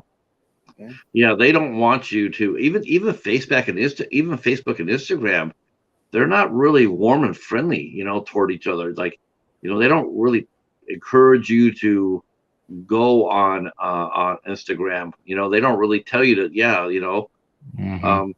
No, YouTube will advertise Facebook. They advertise Facebook on there, but they don't make it friendly to, they don't make it friendly to share. Oh, it's like Vince McMahon. He bought WCW. He owns it now, but he still don't like them guys. So they own Instagram, but they're just like, hey, we own it. If you want to go over there, go over there. But stay here. Yeah, I mean, they're competing companies, Right. So they all want your attention. So yeah, they're not really going to want to promote the other one. Facebook is just so, I don't know. I had it years ago, but it's just so much drama, man. I'm with you on that, Cal. I'm with that with Twitter. I waver every time, and then I just think about it, going like, I would just hate to sign up there and do all that and just come back and see what I saw before. It's just nothing but a cesspool. When I jumped on Facebook, I see everybody's problems, and it's just not problems like they're going through. That's unfortunate. It's just like you're making problems, you're creating drama. You're picking fights with people. They have censorship. They've censored everything. I mean, they don't. You can't. Even here on the tube. Now they're cracking down on free speech. Our language is. And the thing is, I talked about this, Cal, and I've mentioned it before, but why now? Why now? I mean, why come down now? I mean, why come down on us now? I mean, we're adults. That's why and I heard a fascinating thing. heard a fascinating thing. You know, they took the dislikes away under the pretense of people, you know, stop bullying. You know, like, you know, and that's the reason, you know, they're going like, well, we're going to make it so like people can't bully each other. You know, with the, you know, like coming over there and putting the vote and giving a dislike. That's not the case at all. The guy said is one of the reasons why the people behind the removal of the dislike, it wasn't individuals, it was corporations. The corporations didn't like it. You know, they didn't like their ads being downvoted, you know, and comments. And so that was the reason why we have no longer have the individual users. They want them back. They want the dislike. I mean, and they already said, you know, the content creator already had control of the dislike. If they didn't want their dislikes to be shown, they had the option of hiding them. So you didn't need to take hiding comments. Yeah, you didn't need to take it down because you already had that. But they took it down to protect their corporate clients. Which Maybe really I'm being sucks. cynical, but I look at it so bad where I look at all the bad that's going on in the world. You might see a bad thing that you don't agree with. It's really bad, but sometimes seeing those dislikes on that bad video makes you feel like, oh, there are decent people still left. There's not people that agree with this bullshit that I'm watching, you know? So I agree. Yeah, I agree.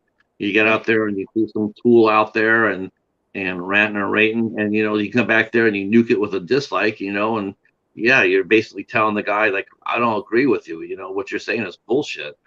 And you know, and I'm down with that. Firm believer of whether whether you like or dislike, it's still helping their algorithm. It still helps the tuber. So I always believed I don't say nothing. You know, if I don't like it, I just don't. Usually, I don't even leave a comment, or I mean, sometimes you get fired up, you might, but I don't leave a comment. I don't dislike it because you're not getting any help from me. You know, I've already accidentally gave you a view I shouldn't have gave you. So, because that dislike even helps still. So, you know, Hi, JD. I just like everything. You know, if I like your stuff, I like it. You know, I don't really dislike. I'm gonna come over and get your address today, Jamie, so I can send you some stuff.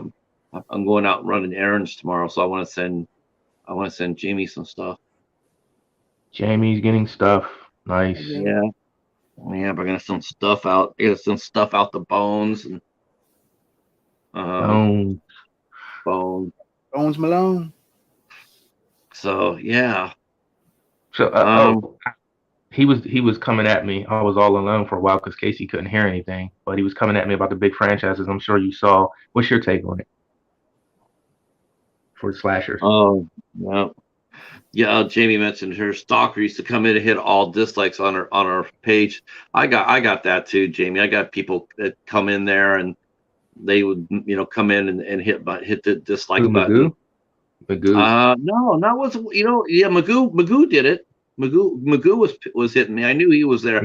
Actually, he was the first one that did it. He was the first one that would come by every day, and every time I posted, he'd come over there and hit dislike. He thinks I didn't know he was doing it. He was the only one doing it to me. Yeah, you know what really surprised me about it was the fact he was able to find the button to push it.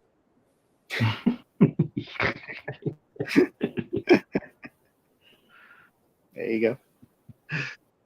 But yeah, what's your take on the slasher franchises? How so? Like, do I like them? He must be in here. Telling Pat what you were saying about the big ones. Yeah, so, because I didn't miss the first half there. So like, do you feel like, especially here on the tube, do you feel like the big 5 franchises get talked to death? Kinda. Yeah. I mean, it's kind of the same crap over and over again. Yes. Thank you. Yeah. I'm riding off into the sunset right now. Okay, but you didn't put it to him the way you put it to us. You know, you had more complexity to the question. You just he feels the same way. Thank you very much. That's a general answer. He said kind of, if it's the same thing. But see, my argument was that it's the person. You know, all right, we've all seen this movie, whatever the movie is. But again, we want to know Al's view. We want to know what he thinks on it. what this movie do for you? What do you think about a sequel? What do you think they can go with the story? How did this get you in horror? Where were you when you watched this? There's so many different ways. If you controlled the franchise, what would you do with it? What was so terrible about this movie? What was so good I can about tell you, this movie? that's a good question. Here's my answer. If you ask me what would I do with like the Halloween franchise, I tell you exactly what I do with it. I put it, Oh, I put it in the Disney vault and leave it there for like 10 years or 20 years. see, Al doesn't agree. He loves Halloween. So I say have a funny story about Halloween. So after 5 came out, my aunt and I came up with a storyline for a sequel for 6. And I'm like 12 or 13 at this point, and yeah, I'm already thinking about sequels, right? And yeah, I know, right? But anyway, the story my aunt and I came up with was way better than the crap that they came out with in part 6. Just saying. Curse was terrible. I tell you, the only thing I really wish they would have did more, because every fan wanted this, and I agree with this. They should have did more crossovers. That's tough with the companies. That's Exactly. the only thing that's the only thing I wish that they would have figured it out, was do more crossovers, because that's what made Freddy and Jason so much fun, was because that's why it's one of the funner entries, is because they crossed over and you got to see, basically got 2 pieces of shit, tangling. It was like fun, it's like, all right, that's cool. A lot of big Freddy fans and Jason fans, a lot of them don't like that movie. I don't get it, but they don't. Everybody likes a fight scene, but they don't like the movie as a whole. There's a lot of people out there, but that's because I think the majority of that is really comes from the people who just weren't. By that time for Freddy, people were really tired. I think people were really sort of like tired of the fact that, like I was. Freddy, he was just nothing but one-liners. He was he was just a joke machine. He completely lost his menace. That's what he turned into. Yeah. Yeah. Well, I mean, people you lost that on one hand, but he kind of niched out a lane with that too. I mean, do we get a Leprechaun without him? Do we? He's created a whole nother lane that he's king of, and it just, whether you were tired of it when you seen where it came from, I don't really think that's it. I just think they got tired of them. If you really go back and watch them Freddy movies, even if you like them, they're kind of rushed when you look at the years and how quick they produced them. The 4th one, they were producing as they were making it. They were coming up with the script as they were filming it. And so it's just, I'm not hard on Freddy like that. It's just, I think they were like pushing him a little too hard, too fast. And the times changed why they were pushing him too. Scream came and did whatever. If you like Scream or not, it just changed everything. And if you really look at it, Freddy's Dead. I mean, I'm sorry, New Nightmare. What is that? 94 to Freddy's versus Jason is what, 03. That's almost 10-year span. So they did lock Freddy up. Only time we seen him is to grab Jason's mask for 10 seconds. Charles mentioned about crossovers. He mentioned that Full Moon did a lot of crossovers.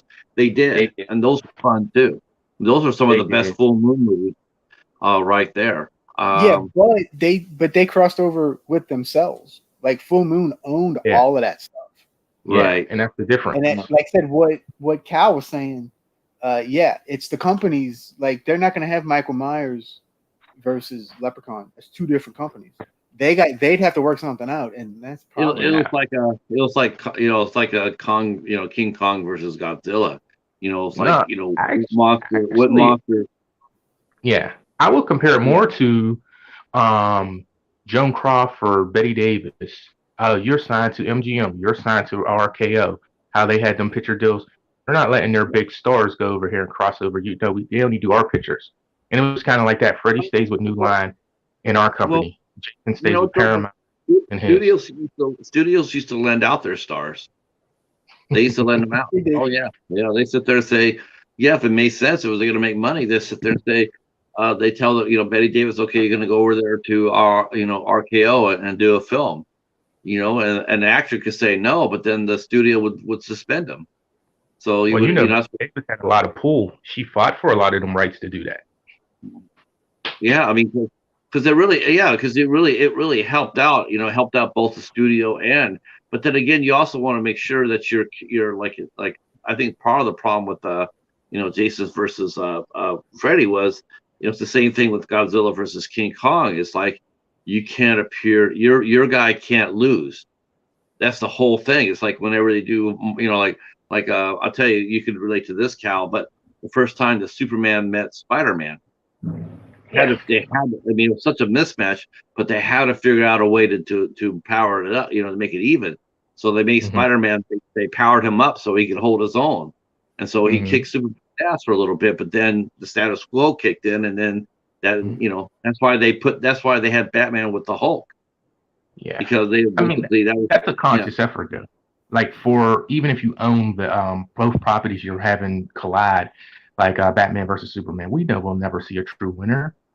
I mean, you can't, because they don't want to demean one franchise for the other. It's still money at the end of the day. They're not going to belittle one. Like Superman versus Flash.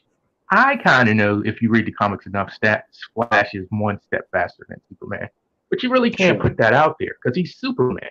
And the same thing with the horror franchises. You can't, especially when it's different companies. There's no way Freddy's killing my Jason or vice versa. Well, though, the reason why they got away with Freddy versus Jason 2 is the fact that, probably more so like you could never cross over Scream with anybody, because Scream it's rooted in reality. Their killers are mortal. They can be killed. Michael's supernatural now. Jason's supernatural now. Freddy's supernatural. So they could actually get out there and beat each other to shit. And they're still going to come back because they're supernatural. There's no risk involved. You can't make your guy look, there's no, Jason's going to have to win the fight. Why are they, how you can't really have a winner. They're both immortal, so to speak. But they're superheroes though. Even if you could have a winner, you're not going to demean one franchise for the other. I mean, if we get another team up movie, if we get Iron Man versus Captain America, there's not going to be a real true winner. There will be fans that'll debate who kicked his ass more. Yeah, it's just like, like you said, it's like if Iron Man met Cap outside the movies, we know who'd win that fight and win it pretty quick, but they can't do that. So they have to I mean, we all do that as fans. We'll justify it because we'll know. I remember I had arguments and they're like, we know Superman can crush everybody. He can just go up there and set the world on fire if he really wanted to. And it's true, but Superman's greatest weakness really is not kryptonite; it's people. So it's just how you look at it. You can always debate it, I mean, like Batman, he didn't care if he needed to take you out, he'd take you out. In some cases, like he did the Owl, and the paradox, the Flash paradox. Because he's a psychopath. You do know that, right? That was a good ending. I was sitting there going like, why doesn't he do that on his own Earth? He did it here, and he had no problem doing it. Leaving the Owl behind, but he would not do it. He would not do that on his own planet. Are you into comics too, Al? Are you a comic book guy too? I've kind of fallen out of the comic realm lately. Yeah, no, not so much anymore. When I was younger, yeah. I mean, are you into it as a whole? Like, just the superhero genre, period? No, I like the superhero stuff. Yeah, sure. Let's see. I just don't read the comics anymore. It's just been a while. Yeah. That's why I asked, because I know that question's a little tricky. Because I really don't read the comics anymore either. But I know a bunch of people that are still in, like my age, that are still into it. Yeah. So sometimes I'll get the info, so I kind of know what's going on sometimes. Yeah. I used to get that with the Star Wars mythology, like the books they used to create. I used to always get told what's happening with the Dark Horse, the comics they used to create, like right. Dark Empire. I always wanted to see that made into it, and they kind of did it, but they didn't do it right. Right. Hey, Electronic, how you doing, bud? Yeah, how you doing, young man? Hello. I can't see the chat, so I never know who's saying anything. Oh my gosh. I gotta take my ass. I gotta make an eye appointment tomorrow. My eyes are just so shitty now. I'm getting new Yeah, glasses ask next the week. guy. I gotta get new glasses too. Yeah. I mean, before you know, I'm gonna be magooing everything. Yeah, I Yeah, asked right your now I'm guest yesterday a question, and you didn't see it. He said he loved Julia Oh. Roberts, and I Yeah. said, what would he think about playing a role like sleeping with the enemy, the husband's role? Oh, right. I saw that right at the end. I was sorry about that. I was like, damn, it's a really good question, but you know, I really, yeah, I probably should open up that was part of it too. Was I didn't, you know, my eyes right now. I don't know what it is during the day. Actually, I'm really surprised they're acting up this bad now. During the day, my eyes are really good. At nighttime, that's what I really struggle. You know, and it's just like I was trying to keep. I was trying to keep it like I didn't realize the interview had gone 2 hours. You know, I was like, I couldn't. I had the clock on here, but like I could see the one, so I thought I was in good shape, and I just said that's it. Tomorrow I'm going to call the doctor back up and go down and have him look at my eyes because You right know they're now I going to don't. tell you too. You drink enough water.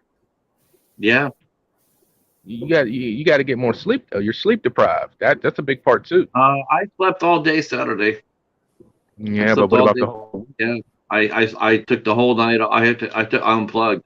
I was up for maybe like 3 hours, and I slept the rest of the day. I was That's good, really Pat. I But was really if you were up for if you had 3 bad days of sleep and you only caught up on one of them, your eyes are still tired. yeah. Yeah. Like I watched the movie today. I watched the movie I reviewed, Metal Tornado, and then I wanted to come up because I didn't go up yesterday. I said I want to come up there and you know mention you, get you up there and try to get you past that 100-person mark and try about getting Marty up there, and then you know I feel good. I don't tired or anything, but my eyes are just shot now. So We got to get you some the thing I bifocals. really don't like about the thing I don't like about YouTube either is that there's no way for you to increase the power of the screen. Mm-hmm. You know, Really? make the word dark. I Like thought right you now, could increase it. nope. I'm looking at it. No, there's no like like there's no increase the size. Okay. So that's Are why I you have on to the do desktop? that. Hi, Spooky. How are you? Hey, how's it going? Welcome, Hey, Spook. welcome. Are you on the desktop? I am. Hold the control key I down. And do what? all right. Do you have a mouse with a little roller in the middle? No, yeah. Okay. Hold on your control on your keyboard. Hold the control key down and then scroll in a little bit with your mouse. Scroll in the area you want to see. Oh, See if that works. okay. Scroll. Let's see. Okay. Hold the control key down first, then scroll into the area you want to see bigger. Oh. Oh, that's new.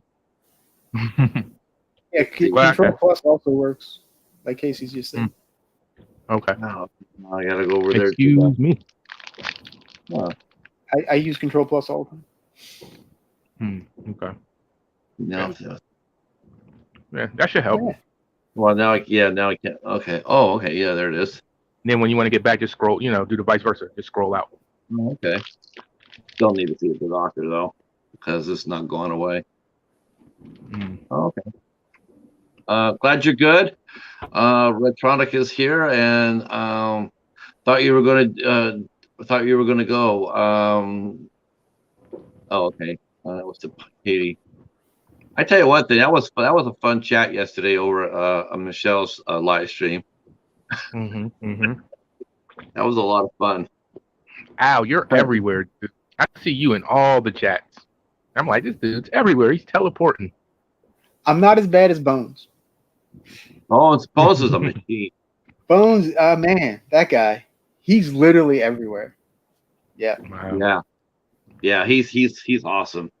And it's funny because I told this to Hobbs. I said this before, but I'll wake up. I'll have like maybe like 510, and I wake up and it's like I have 515, and I look like I'm going like, where do these people find me at? I mean, I don't even know who they are. That I'll look and say, so and so subscribe to you, and we're like, I don't even know who they are. I've never really had any sort of interaction with anybody.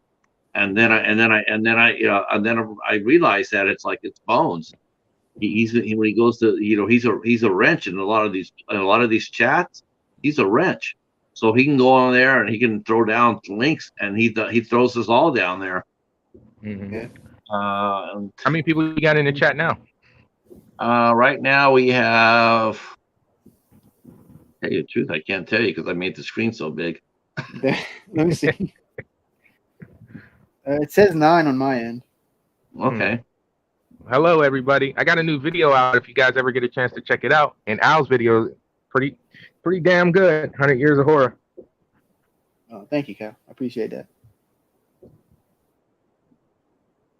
And yes, Spooky Kisses does have a really good YouTube channel as well. So check her out. I found her by just surfing around, and then I said hello, and then I said, how about then I said, how about doing an interview for Women of Horror Month, and she said yes. So we'll be interviewing. Yeah, we'll be interviewing Spooky Kisses next month. Well, somebody send me her link on Instagram so I can follow and all the good stuff. So I can't wait for that. It'll be a lot of fun. I'll send it to you, Cal. That's cool. Let's see how long we've been on here. So what you think of Sledgehammer Horror, Pat? Did you check him out? I have checked him out. Yeah, he's got a good channel. I like that the series he does, that your first horror film. That's a good one. I think that's really cool. I watched a lot of them, and I've noticed a lot of people's first horror movie is It. Original one. Cool. Oh, the 90s? Oh my God. I guess, wow, my first horror film I guess mine would probably actually have been Jaws. Jaws and then Grizzly. That was probably There you go. There you go, Al. Al, you want to talk about the big franchises? I've never seen Jaws. You see? Wow. That's right. I forgot you haven't seen Jaws. You see, there are people. They don't play Jaws. They don't play Jaws like they used to, though. Jaws used to be. The channels I've seen. Jaws used to be on a lot more, but you don't see it on TV that much anymore. I don't watch TV much anymore. So. Yeah, when I was a kid, Jaws was on like every freaking day. Yeah. Every day, like ad nauseum.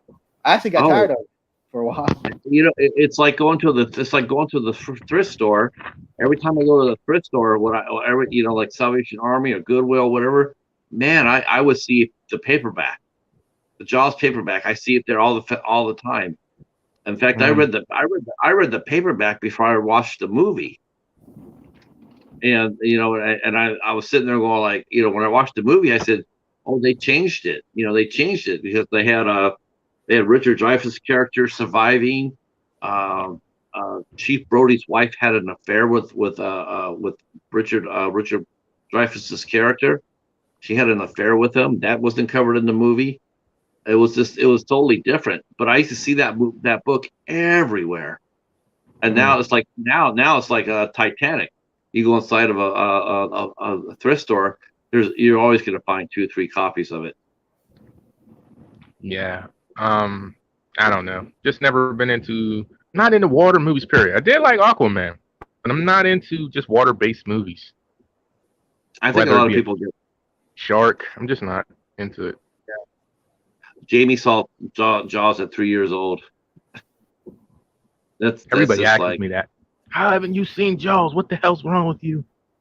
Oh no, it's just it's not as hell. I just bought my first copy. I bought it on Blu-ray from Hamilton Book last year because I had it in my collection. I hadn't seen it. out in the wild. Now, of course, what happens? I go ahead and I buy a copy of Jaws, go home, put it in the watch stash. 4 weeks later at the library, there it is, looking back at me, Blu-ray. Cool. Yeah. I can't stand this guy's library hauls. He gets everything. He got Malignant. He got Jungle Cruise. Like, what the hell? He got all the new movies. Dude, your library's awesome. Oh, it is. I agree. I have to, it's like every time I miss out, I just grind my teeth because it's like that's why I finally said I gotta get in early. See, Tiffany says scariest thing about Aquaman is Amber Heard. Ooh. Oh, You how are original. correct. She's correct. Tiffany I Savage. kind of like Amber Heard. I'm not going to say personally, but like her movies, everything I've seen her in has been good for me. Yeah, I like Amber Heard too. I know She's not that's not cool to say. Yeah. And everybody says she's just playing herself when she plays something crazy. She's just playing herself, She's loopy. Hey, horror fans, have you ever seen All the Boys Love Mandy Lane? That's a fun movie. Yeah. Yep, seen that one. Took forever for it to finally hit the theaters, though. I like that one. Felt like almost a true story for some reason. Something that really happened. Yeah, it took forever for that movie to see the light of day. Okay, but horror. The one movie, The Ward. My sister. That's a good one. My sister also told me too. My sister also told me too, though. She told me today that she knew I was looking for Titan, the new French film. She's like, I don't know if you really want to see that. And I said, it can't be any weirder than Crash, by Cronenberg's Crash. I said, it can't be any weirder than that. And she goes, oh yeah, you probably got a point there. You guys, everybody gives Crash a lot of shit. I don't get it. I like Crash. Crash is a twisty movie. I mean, people talk about the Human Centipede, right? I'm looking at myself going, you know what? That's a movie that's very equal to the Centipede. It's really twisted. I mean, I'm watching that and look at the concept, but then when they start having sex and wounds, that was like, what? Oh my! I was like, that is the bonkers thing I've ever seen on a movie.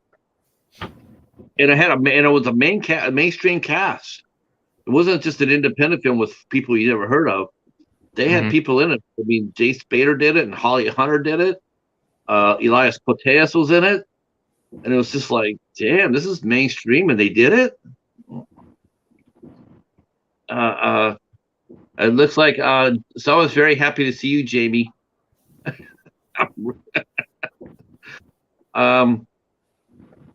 awesome. You're awesome, Ricky. Bones, we were talking about you earlier. That's how awesome. How you pop up everywhere. Huh? Oh yeah, Bones. Yep. Yeah. I was like, see, he's even here. Yeah, yeah, there's some movies out there that are like, there's some good horror movies like Crash. I don't really ever hear anybody talk about Crash. I just hear them doing it. I'm not sure. I could be wrong in this. I think it got a Criterion release. The Cronenberg, yeah, I think it did. Yeah, I think it did. Yeah, that might be worth looking into next time they have their sale. I really want to get into Antichrist. I got it. I haven't watched it yet. I'm meaning to do that. That's an interesting one. Yeah, isn't it? I've heard. Yeah. That's actually the very first film that Ise released on their Midnight. The Ise Midnight. That was their first movie they released underneath the banner. So Hey, I have a topic for that. Just in the future show, not right away, but when you find everybody you want to do and maybe have somebody up, how about do a show on your 5 horror movies that were great, like you put them up in your favorite movies of all time, like they were super great, but 5 of them that you've seen in the last 20 years. Everybody loves 90s, 80s, 70s horror, so 5 that you've seen in this whole 2000 era. God, that would actually be. I think that'd be a fun episode, and we all go around one at a time and share. Yeah. What do you think about that idea? People already know my first number, my number 1 film. Yeah, well, there's going to be some people who know. I think that'll have replay value too. Ricky, if you go back into my catalog, Cal, you'll see I did a video of my favorite movies from the year 2000 to today, and I list my favorite one every single year. I know. See, a guy did that That's last similar. night. I watched him. He did it for the '90s action films, but they're still 10 years. So which are your 5 out of that list? Right. I mean, I you would know what have I to mean? choose 5 out of those 20. Right. Yeah, I got you. Yeah, but some people like to Yeah. stick to them lists. But taste might change. You might come up with one you didn't list. Like, I mean, Jamie, when I say, I mean, it just blew you away. It's damn near your favorite movie. You know, it's just because it's hard for me. I mean, there's a lot of good horror movies. Don't get me wrong, but to make me say this is one of the best movies I've seen, that's hard. I think for me, anyway. For a lot of movies, anyway. Holy cow! Yeah, it can be. So I think that's why I said 5 and not 10. But just like 5, maybe an honorable mention that you liked, but just go around the table of 5 people, and I think that'll be fun. And you just go in on a little bit of it, of what each movie was. We might all have the same picks, but so what? That's part of the fun of it, right? Holy. So you gonna remember that, Patrick, for a future episode, something like that? Yeah. Okay. See if I can say those. I'll get my toe stepped on. Jamie's mentioning Antichrist is a hard watch, even for her. I've heard that for some movies. There's some movies that are. It's amazing what one person can watch and handle, and what other people can't watch. You know.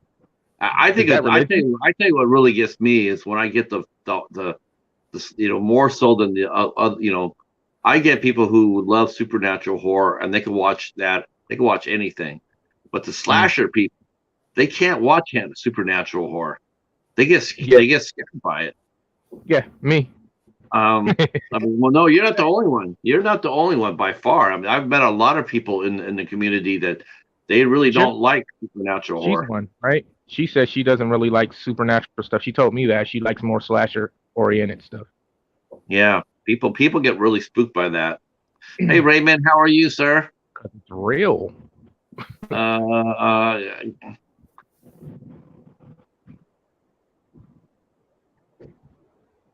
I think I analyzed stuff. I am a total supernatural horror fan. I'm a total supernatural horror fan. I guess I'm one of the weirdos. I like the supernatural stuff and the slasher stuff. So.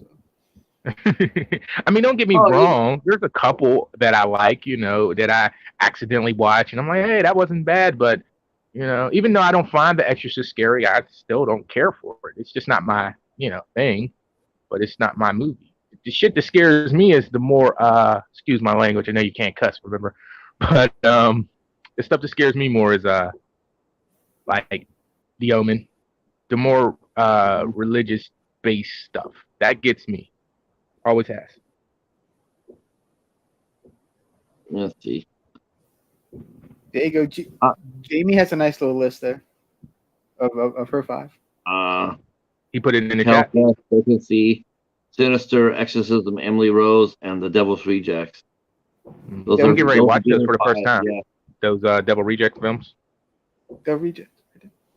Yeah, I never seen them. I'm getting ready to watch them. I have them pulled out. What, Devil's Rejects? Yeah, all of them. The Rob Zombie ones, right? Yeah. Yeah, I've never seen none of those. I got a copy of that, but I my buddy left it. He liked them. He liked him and his sister both liked the zombie, House of a Thousand Corpses, which I couldn't stand that movie. And don't ruin it. I'm getting ready to watch it. Oh well, Devil's Rejects is supposed to be. Devil's Rejects is a little bit more grounded, and as the Three from Hell, it's a little bit more grounded. So, but yeah. Well, I love Devil's Halloween. Rejects is one of my favorites. Okay. I'm looking forward to it because I love the first Halloween from Rob Zombie. I've been wanting to get into 31 also, but I don't hear good things. But I'm gonna still watch it eventually. I've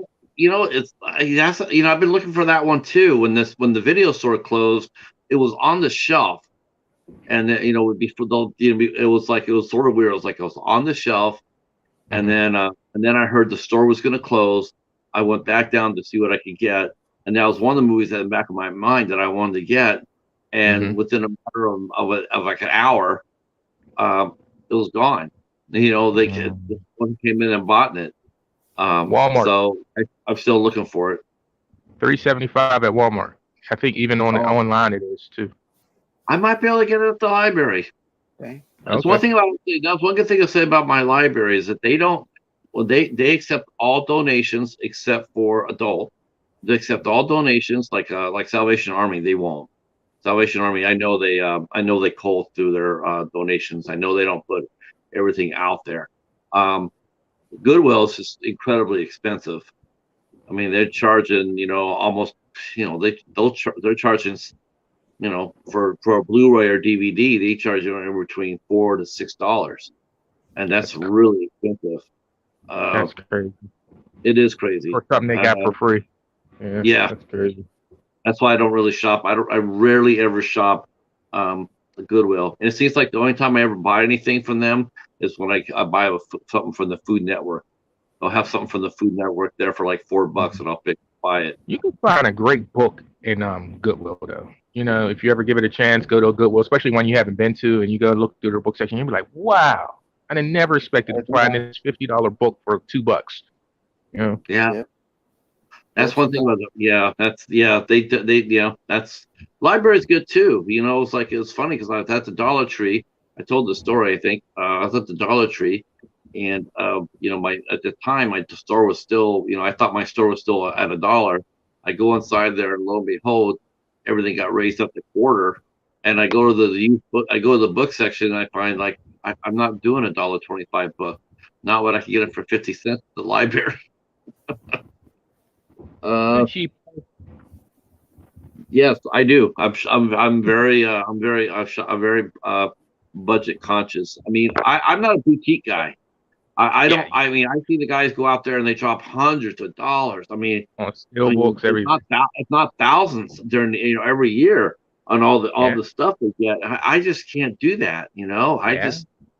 I don't know if you've been to my lives. These guys get into what you get this week, and they go there, and I'm like, man, I'm not paying close to $40 for one still book, man. I'm just not doing it. No, I'm not doing it either. Mm-hmm. The movie plays the same, whether it comes out a DVD or a Blu-ray, it's on my TV anyway, than it does, whether it comes in a steelbook or not. I mean, I appreciate the fact that some folks can do that. I mean, more power to them. But I can't do it. It's just, I always leave that up to what kind of collector are you? And everybody's different collectors, so I respect it. But like when it comes to me actually contributing to that, no, because I'll think about how many things that I don't have that I can get. You'd be surprised what you can do even online with a little bit of money instead of just going to buy one title. You just be surprised. Oh yeah, that's what I like. That's really what I liked about the Dollar Tree. I mean, I think that's really the reason why a lot of the people in the, even the boutique guys, it seems like in the last year or so now, now that Dollar Tree has ramped up their sales, to come by more often. Even the guys who do boutiques, the high end collectors, you'll see them doing the Dollar Tree store. Yeah, I don't like it. They'll heading over there to see what they can find. I don't like it because they just go there to shit on it, man. It's like it's a joke video. Meanwhile, you're buying stuff though. You're one of the first people there every time they drop, but yet you're there to make fun of it. But you're still buying the stuff. I don't know. I just don't believe in, you don't insult somebody that gives you something. I just don't. I don't like it. I'm very, but a lot of them do that. Yeah, I mean, you got the show and tell. You got the show and tell people, and that's show and tell is fine. But when you're, you go there, you're picking up the same movies as you and I are picking up, and then but you're downplaying the whole thing, and it's just like, I don't know. I look at it as a blessing sometimes because sometimes I find movies that are on a list that I have that I want to see, and they just pop up at the Dollar Tree, and I'm like, great, I don't have to pay $10 and $5 for this, So right. And it's new. And the sales come so fast that that's the good thing too. It's like, no, they don't come now. They come once every 5 weeks, and then it's not that far away. And then you just sit back and be patient and let it come to you. And that's a little annoying though. They're killing my wallet. Yeah, I mean sometimes you have, I have my library, so I that's where I like Tuesday, I'll go down there and whatnot. But But if you're patient and you have a budget, you're on a budget. There's this one guy in the collecting community. You know, he's a low budget baller. That's what he calls himself. And he goes out there and he's just looking for the bargains. I mean, he finds tons of bargains. Talking about baller on a budget. Yeah, that guy's channel is lit. You talking about I like Hayes Q Jones, right? HQ Jones, baller on the budget. He's a really good guy. He's busy. I don't talk to him that much, but he's an awesome guy. But he will not. I can't not get him to come to YouTube. And I keep telling him, dude, you have one of the best channels, and nobody knows. Just come over for a second. And he's just like, yeah, I'll think about it. But he's a good guy. Yeah. His channel is on YouTube, I thought. You know that video that he did a while back about converting your movies to digital or something like that. He was showing how how to take the block off or something like that. Did you see that video? No. He's going through all his old VHS tapes and he's showing how you can convert them digitally, like get past the block and convert them. And he did that video for me, and I was shocked because I asked him, how do you do that? And next thing I know, he got a video up there, and I was just like, wow, he's a cool guy. Yeah, I like watching him shop. I mean, he goes out and and the thing is, though, he's one of the guys that will actually watch what he buys. You know, yeah, he said that now. I really appreciate that. I that's the only thing I don't know. It's a pet peeve. It's just an itch I can't scratch. Right. But somebody comes up there and says, well, I just picked up the whole collection of, whatever. And then you'll sit there and come back and say, how'd you like the movies? And then it's like, wow, I'm sort of, I guess I'm sort of like that too, but I'm about the hunt, I'm about finding the movie for the lowest price possible. And then once I get it, and then I don't know what that is. It's just, I don't know if anybody in the chat or as other collectors feel this way, but it's like you hunt for that movie, you get that movie, and then it's on to the next. It's a high. Yeah. It's an addiction. It really is. It's just, and if you find gold mine, woo. Yeah. I mean, I think you can do. I think it lets off dopamine, as they call it. What's it called? Dopamine in your brain. It's just, when you find something amongst a bunch of bull, you're like, oh my God, I found this. And yeah, I haven't done it in a long time, but the hunt is different. I don't think I've seen Too Betty in here. Yes, isn't it? No doubt, Spooky. That is the best part about it. That's what I look for. I go for the hunt. It's like as soon as I get the one movie I'm looking for, then I'm super happy, and then it's like, I hear something else coming down the pike, then I want to go get that, What you say, Al? It's like a weird adrenaline rush. I do watch. I do watch. Mm-hmm. It's like when you're working out, it lets off a chemical in your brain. It's the same addiction chemical. It's like, it's our addiction, I guess. I mean, I got this movie and I got Metal Tornado. Now, who in their right mind generally would really watch something like this? I would, because I got it. It's something I got. I want to see it. I was like, okay. That's a library tag or a family video tag? This is family video tag. I didn't even know he bought this. Family video tag. He must have got this from a 10 for 10 sale. Mm-hmm. I start taking those off now. I used to keep them on. I start taking them off now. Yeah. It's not sticky though, Cal, because one time I took one off and it was so sticky. I'm like, okay, I'm not doing that anymore. Yeah, you got to get adhesive remover. And just dab it real quick and hurry up and take it off with some soap and water so it don't damage the disc. But I mean, for some people, it's not worth it. But I remember a guy in the family video, he went on and on and on how it messes up your players over time because it unbalances them and da-da-da-da-da. I'm like, I don't know. I don't know why I take them off. I can't tell you. I just take them off now. I guess because they're not around anymore. I still put it in the case. That's something I don't take them off, but I sort of, I don't know. To me, it's like if I don't take it off, it still keeps family video alive a little bit. Mm-hmm. I put it in the case. Yes. See. All right. Thank you so much, Raymond. Well, yeah, I usually get all that sticky stuff. A little while ago, the chat was blown up about werewolf movies. And werewolf movies. Werewolf movies. I got some, but I'm a little, I'm a little light in that area. I don't know no good ones. Tiffany would always say there's just not many good ones, and she's right. Well, she mentioned Ginger Snaps and all that, and everybody started talking Ginger about Snaps is probably top 3. It's great. The second one is awesome. You know what? Thank What? You know what we need? We need more Coyote movies. Mimi. There you go. Right. No, but Cal, I agree 100%. I love Ginger Snaps too. That's my favorite one out of all 3 of them. I probably just watched them when the pandemic started. I finally got to see all 3 of them. Well, I always seen the first one, but the other 2 I didn't see. And boy, did I enjoy that second one. I was like, could they have made the movie a half an hour longer? It was just so good. Well, also, I think Emily Perkins is a better actress than the other girl, so she carried it completely. Yeah. Oh, we triggered Tiffany. Maybe off the bat she is, but you think now she is? Because that girl did really good at American Mary.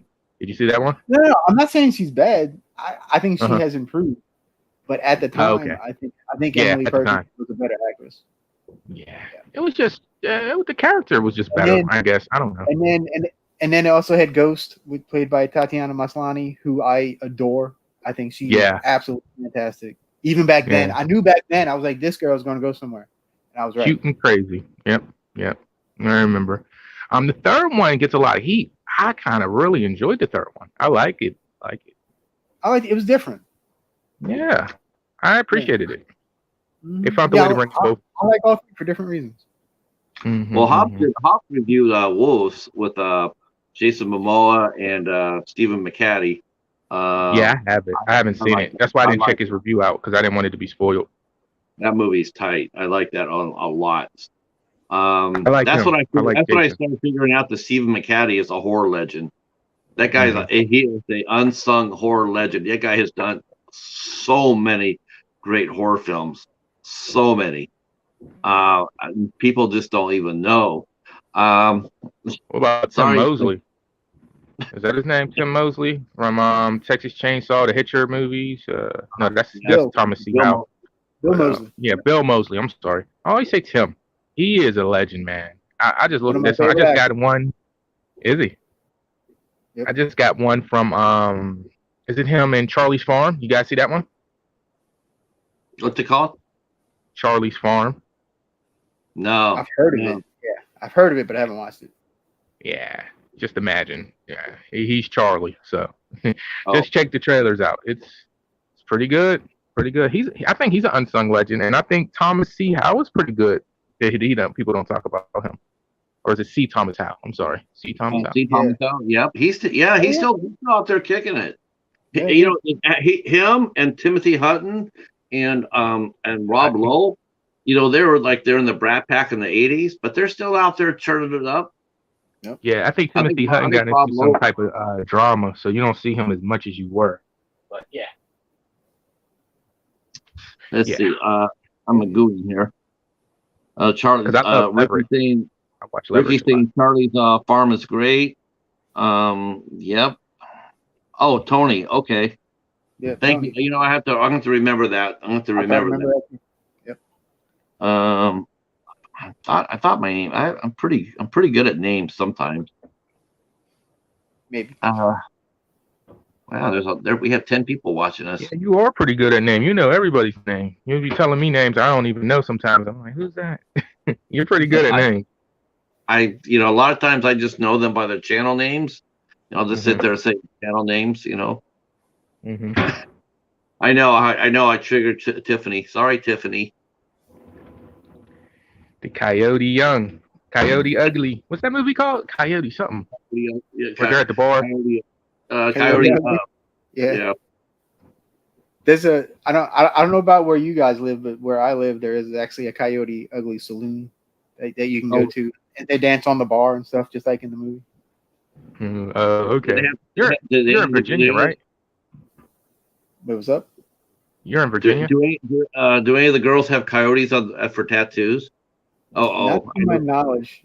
No, Cal. I'm in Louisiana. That's right. I'm sorry. I always messed that up. You told me. I'm way down south. Yeah, way down south.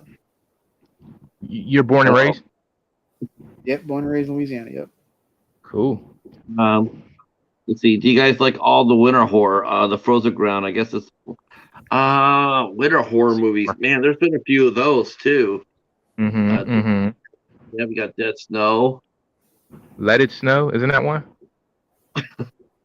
Snowmageddon. No, I'm not. Ice There's a Catastrophe. couple I want to see. There's one where these snowboarders are snowing and then they run into something. I want to see that one. There's one where the cover is it's written in blood in the snow. I forget what it's called. There's a couple ones I want to see. There you go, Pat.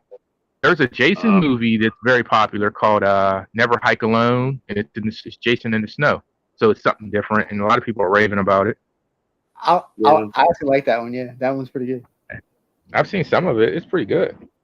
See, there you go, Pat. A new perspective. It's up on YouTube. Yeah. I haven't seen that. Casey just sent me a copy of he said that he found Christie online here on YouTube. I'm going to be watching that. And see Tiffany saying I've danced on bars, not Coyote Ugly bars though. Danced on bars. Has the Coyote danced? Apparently, Jamie danced at Coyote Ugly on the bar. And Jamie Hart? Jamie danced on Coyote. Okay. Here we go. Yeah. We used to go. I want to say it's probably 20 years ago. We used to go out there every once in a while, and we usually stop in. That's cool, man. There was always a raucous time up in there, so you always knew something crazy was going to happen. All we had around in our towns were Hooters. You guys remember Hooters? You ever had those? In all seriousness, are Hooters still around? No. They are down here. Oh, they are? Yep. There's about 2 or 3 of them I can tell you within about 50 miles of each other down here. Yeah, I haven't gone heard for that a long name. time here. I haven't heard or seen anything from that in long time. I didn't know if they're still open.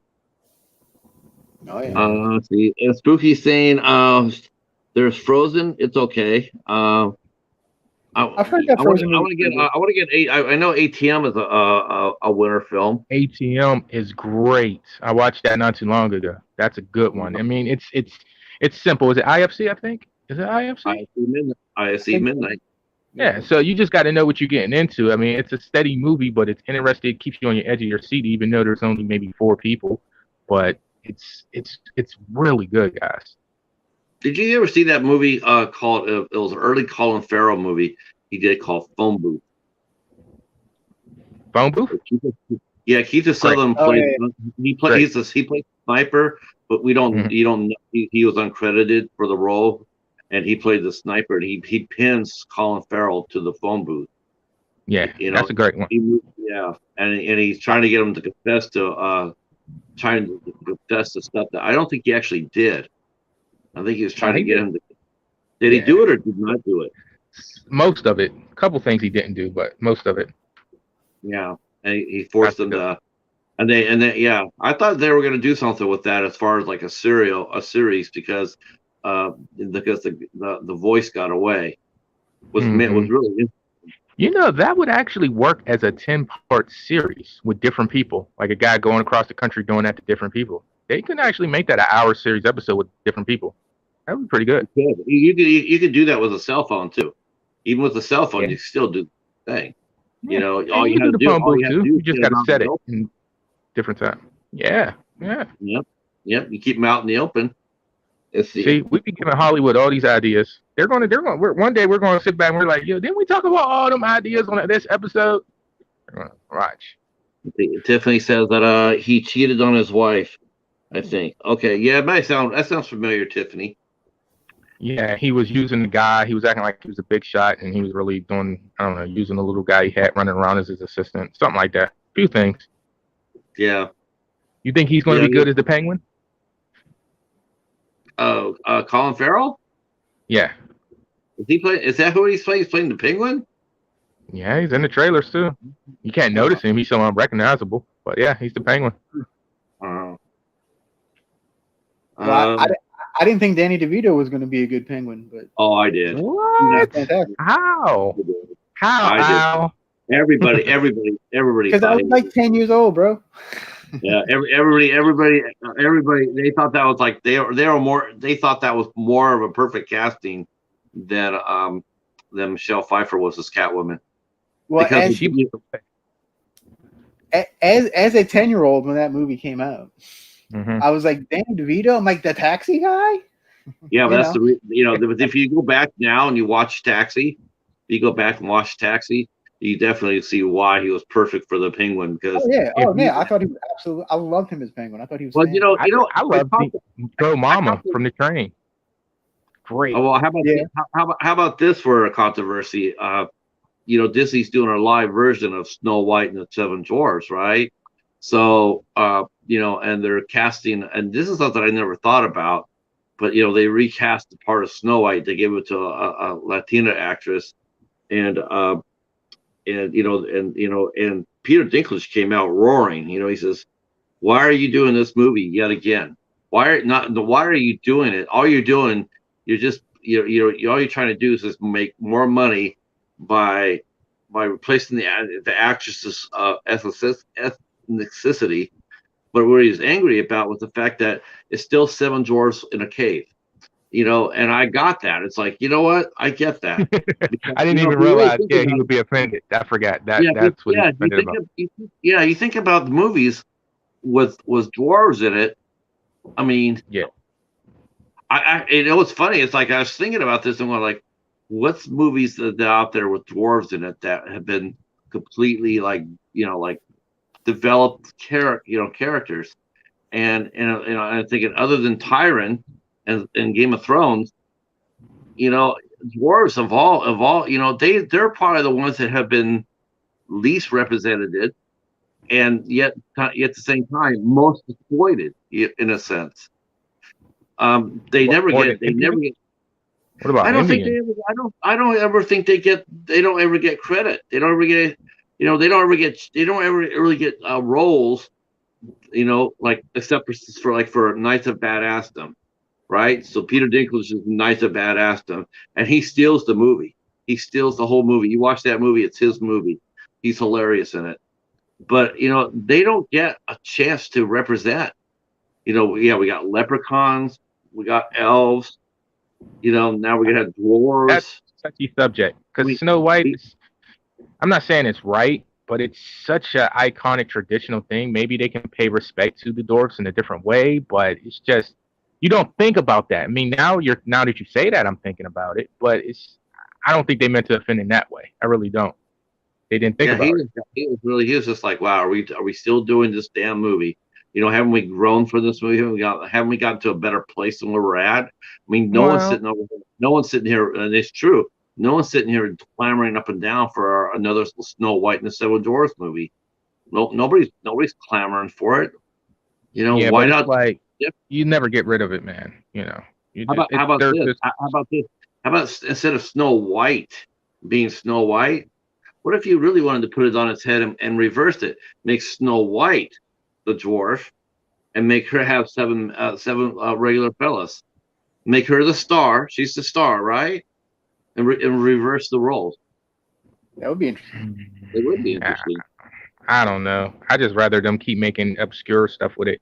Yeah, I remember Snow White and Tattletale, right? Sigourney Weaver. Y'all don't remember that horror movie?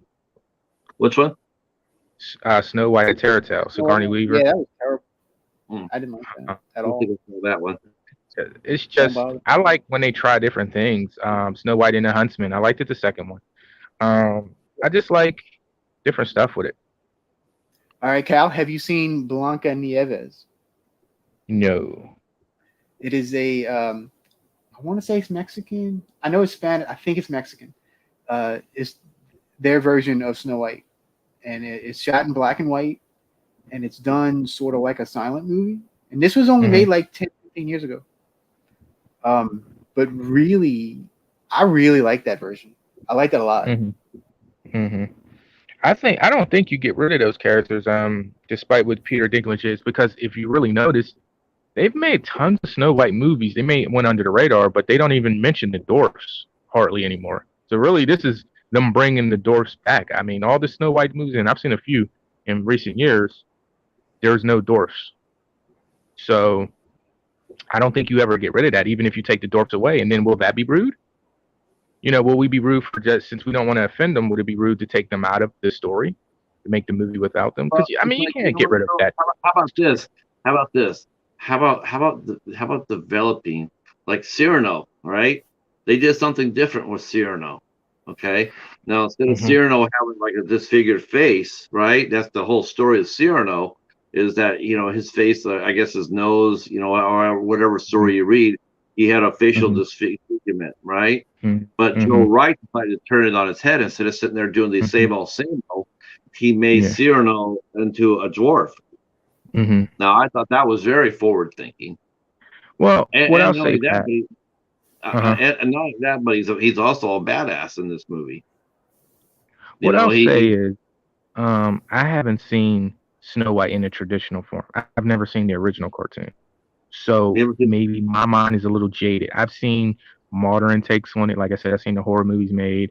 I've seen the Snow White with Kristen Dunst. I've seen Kristen Stewart. I'm sorry. I've seen a couple other Snow White low radar movies. But like it's never even appealed to me. I guess because I don't take this the wrong way. I'm a guy into like Little Mermaid and Snow White. They never appealed to me. Not saying I wouldn't watch them. I probably would watch them because I have watched the Cinderella live action one from the '98, but I've never watched the original Cinderella. So the traditional story I'm a little jaded on, so I don't know which way to lean. So for me giving my opinion, it comes from a person who don't really know the original story. I think it's just the fact that they're so, if we really think about it, they're so underrepresented. They really truly are. They really are, of everybody and doing movies or whatnot. I really do believe that there's probably one or two. I mean, I don't know. I mean, I dare say to be represented. Huh? Do they care to be represented? I mean, I know he's speaking, but I remember people a few years back were saying, no, I'm not saying as a right, of course, but I'm just saying some people just don't care. Like I was seeing people were saying the thing about Asian people in American films, and it was a big uproar a few years back about it.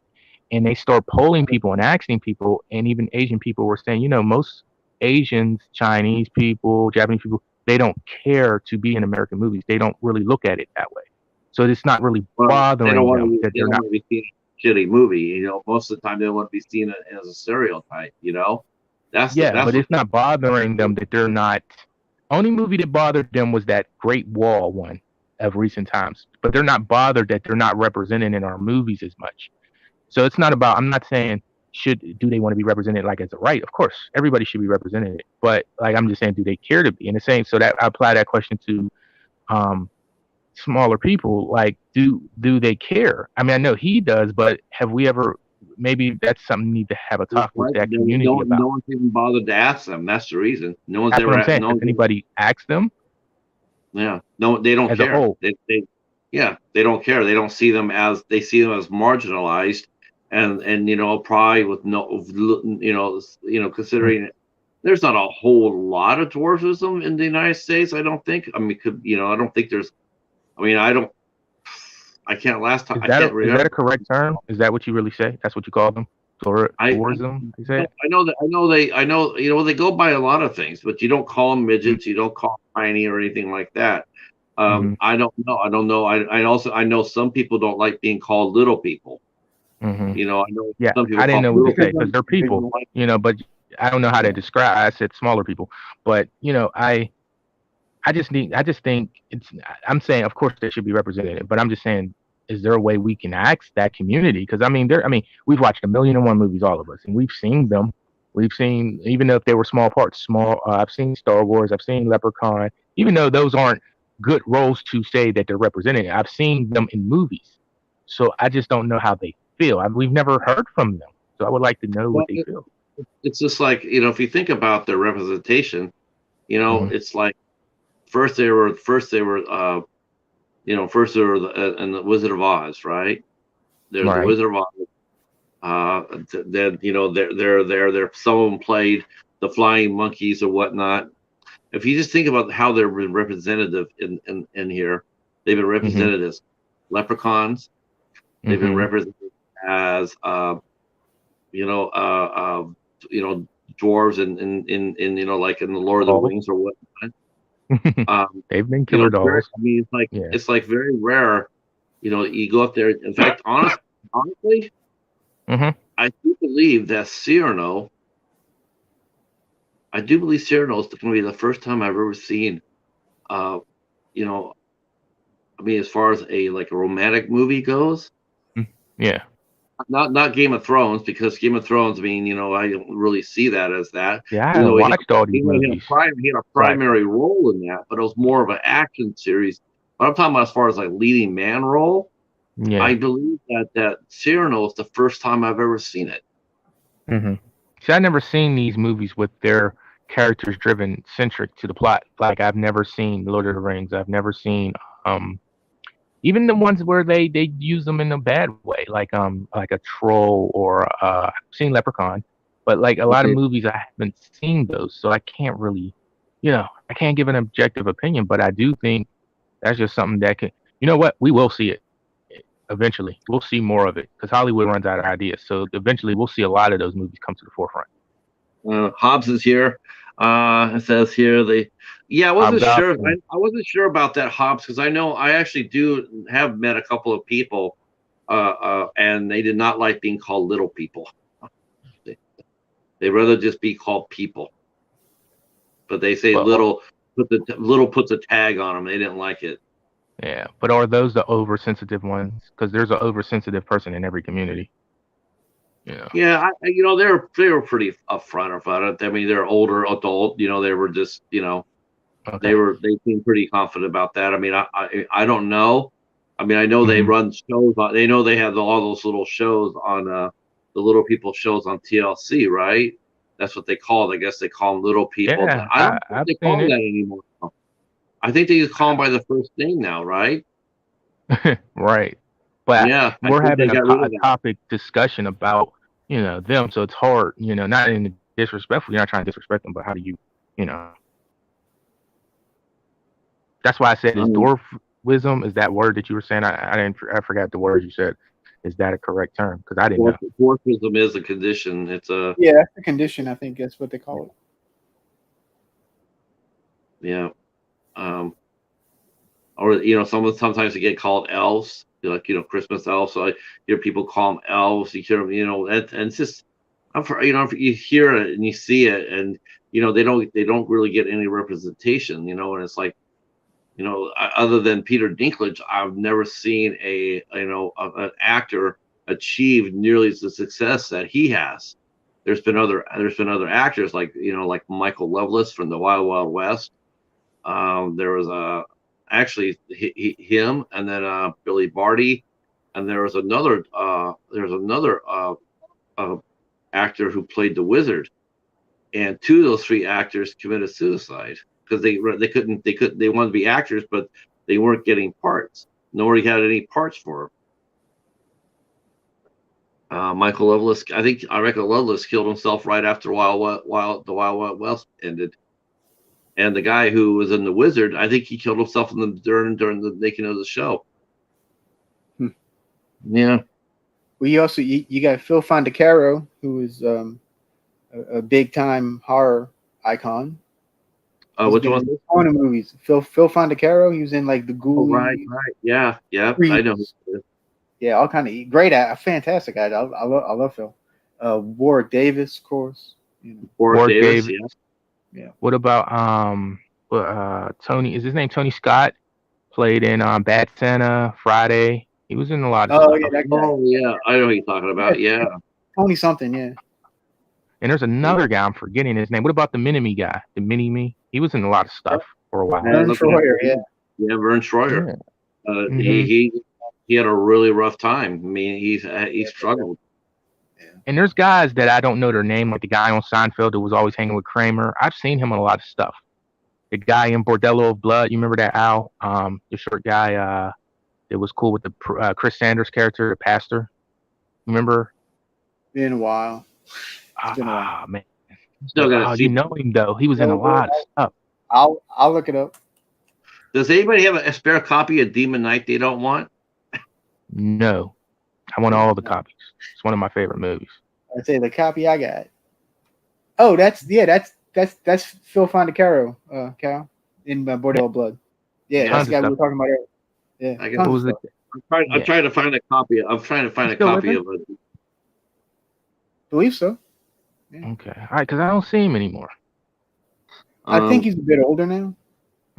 He was a staple, Wow. really, in the '90s. You've seen him everywhere. See, Phil, Hop says that his aunt used to live next door to Phil Nice. in California. Cool. Nice. And he's actually from Louisiana as well. Phil Fondacaro. I like him, man. I do. And Tony apparently met Warwick Davis. That's cool. Yeah, that's cool. Cool. Oh, do you guys know Oldest F Reviewer or something like that? I want to get their name right. Yep. Okay. Yeah, Thank you for the subscribers, guys, because I was making sure they were from here. I appreciate the subscribe, guys. I should check my subscribers, see if I get to 100. Yeah, go ahead, check it out. Yeah, That would be cool. Cal L. Daly is awesome. You definitely go check him out if you haven't. Yeah, I fly high. Let me see. Always. Best superhero on YouTube. That's right. I loved it. That post, man. That post you did was awesome. Oh, Pat, while I was looking, I wanted to ask you, did you find your Shutter titles? I mean at the store? No, I didn't. No, I didn't find anything. And my stores didn't have anything. I struck out all the way. You find somebody that found them for you? Anybody find those for you? No one's come up there and said anything to me. No. You got to get you a trading partner, man. Yeah. I need Well, one too. I was trying to have a trade with Magoo, but I got shoved out of the way. Let's see. No comment. I can't wait for wait a minute. The game that starts at 3:30, right? And yeah, so in an hour, a little under an hour. So the Bengals are going to be. We're rooting for the Bengals here. Yeah, I like the Bengals, always have. But Patrick, dude, man. I don't want to say this. I don't want to say this. I don't know. It's going to be tough. They're going to have to. I know they got them. I know they beat them before, but it's just a little bit different in the playoffs. I just wish they could have played Buffalo because I would have. I mean, they can beat Kansas City, but with Buffalo, I felt like they would beat Buffalo. I just didn't. I thought they would. I just thought they would beat Buffalo. Right. Kansas City's gonna be. That was a great game. It just cannot. It cannot be a 49ers Bengals Super Bowl. It just can't be. Well, they might experiment, Pat. Last year, the NBA had the Bucks and the Suns. That was low tier. That's the thing is. So the thing is, though, that's the team the Bengals have played every time they made 2 Super Bowls. They played the 49ers. Maybe they were trying to make that a thing. I think they have a Cowboys again. Maybe they're trying to make that a thing. I think they probably do match up better against the 49ers than they do the Rams. But still, that's the Rams was going to kill you. I tell you the truth, I do think the Bengals can beat the 49ers. I think that the Rams are a little bit like the Chiefs. So I mean, if they beat the Chiefs, they can beat the Rams. That's what they want. They want out of the teams left. They want the Rams. For money purposes, they want LA there for sure, and they want Patrick Mahomes to bring in that that hype. I don't know how you get past Patrick, especially after last week. If he plays like that, Jesus Christ, you guys are done. But I don't know. I'm rooting for the Bengals, but I don't want LA to go. I don't want LA to go. Yeah, I'm all right with the 49ers making it over the Rams. I'm okay with that. I even wanted Brady to beat them. I just didn't want to see LA go. I didn't want to see Tampa Bay go though. They could have lost to the 49ers. I much rather. I mean, I know a lot of people say ABC. Anybody but the Chiefs, but really. Nah. I personally going for the Bengals. I gotta, because you gotta root for your team first. Then you gotta root for your division. You gotta root for your division, and then you gotta root for your league. So right now, I love the sport, man. There's so many players I like and so many teams. I just like to see good games. But I'm rooting for the Bengals because I've always been a low key Bengal fan. But I like Patrick. I didn't like him at first, but Patrick, no pun intended. Patrick is the man. Trying to tell you. I mean, you got to root for the underdog, and the Bengals have been underdogs pretty much their entire existence. Well, I would like to see if Patrick can get up there with Brady. It's possible. He's young enough. Yeah. You got Andy Reid. Maybe he could do something. You got an extra game to play. You're going to have probably going to end up having 2 extra games to play.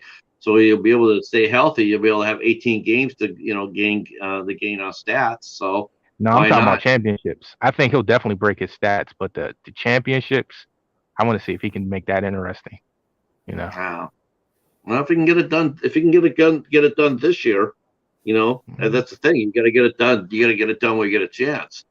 Them losing to Tampa Bay the way they did, that was really quite shocking. They got handled. I mean, I don't think anybody expected that except for maybe Buccaneer fans. Yeah, well, I don't know. That's Brady, Betty found 2 Shutter movies at Dollar Tree: The Night Shifter and The Room. I was actually looking for The Night Shifter, Betty. I was looking for that. Can you guys get him The Night Shifter? What else you need? Revenge, Tigers. What's that one that's called about tigers? Yeah, Tigers the tiger one I need. Yeah, Tigers. I hear that's good. They originally that was actually originally titled before Shutter changed it. That was actually originally titled "Cheetahs Aren't Afraid." Just to let you guys know that horror trivia. I don't know if I believe that coming from this source. Why would I make up that? I'm just telling you how it is. They changed. Because I know who I'm talking to. Cheetah. Hi, Jennifer. Hey, Jen. Jennifer celebrating her birthday week. And see, I need that's what I need. I need the night shift, the night shifter. I tried to watch The Night Shifter, Patrick. I'm not trying to downplay it, but it wasn't good. It was the Shutter movies they're very much like A24. And I'm not saying that as a dig. I'm not saying that as a dig to A24, but it is true. They're hit and miss. They're hit and miss. I mean, some are good, some are bad. I mean, they're not consistent. They're not consistently good. It's dubbed, and it's an American film. It's dubbed like they re-talk over the whole movie. Okay, Tiffany says, "Thank you for watching me sing horribly." What? What's this? Tiffany singing? Oh, we gotta go check that out. Tiffany, you gonna come up? You can sing for us. Yeah, Tiffany can come and do live karaoke. Yeah, there you go. Just pretend like we're Coyote. Let's pretend like we're Coyote Ugly up here. Uh-oh, I said that word again. I like Tiffany, even though she doesn't follow me back, but Ooh, ooh, got called out. Triggered. I had to. Oh my God, that's such a funny ass word. Let's see. I don't know who T Betty is. I think you're new to my chat. I've seen how are you? T Betty is a relative of mine. Oh, okay. All right. Hello. I hadn't seen her, so yeah. Hello, Al family. The Lucard family. Hello. That's right. Okay.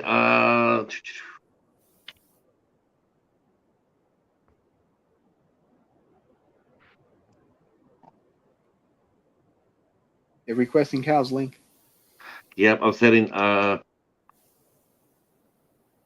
well, thank you, guys, thank you. If you want to come up, Tiffany, you can too. If you want to. Just keep saying Coyote. She'll appear. It's like Candyman. Coyote. Yeah. Say Coyote. Say Coyote. Yeah, come up here and show us your Coyote. I mean.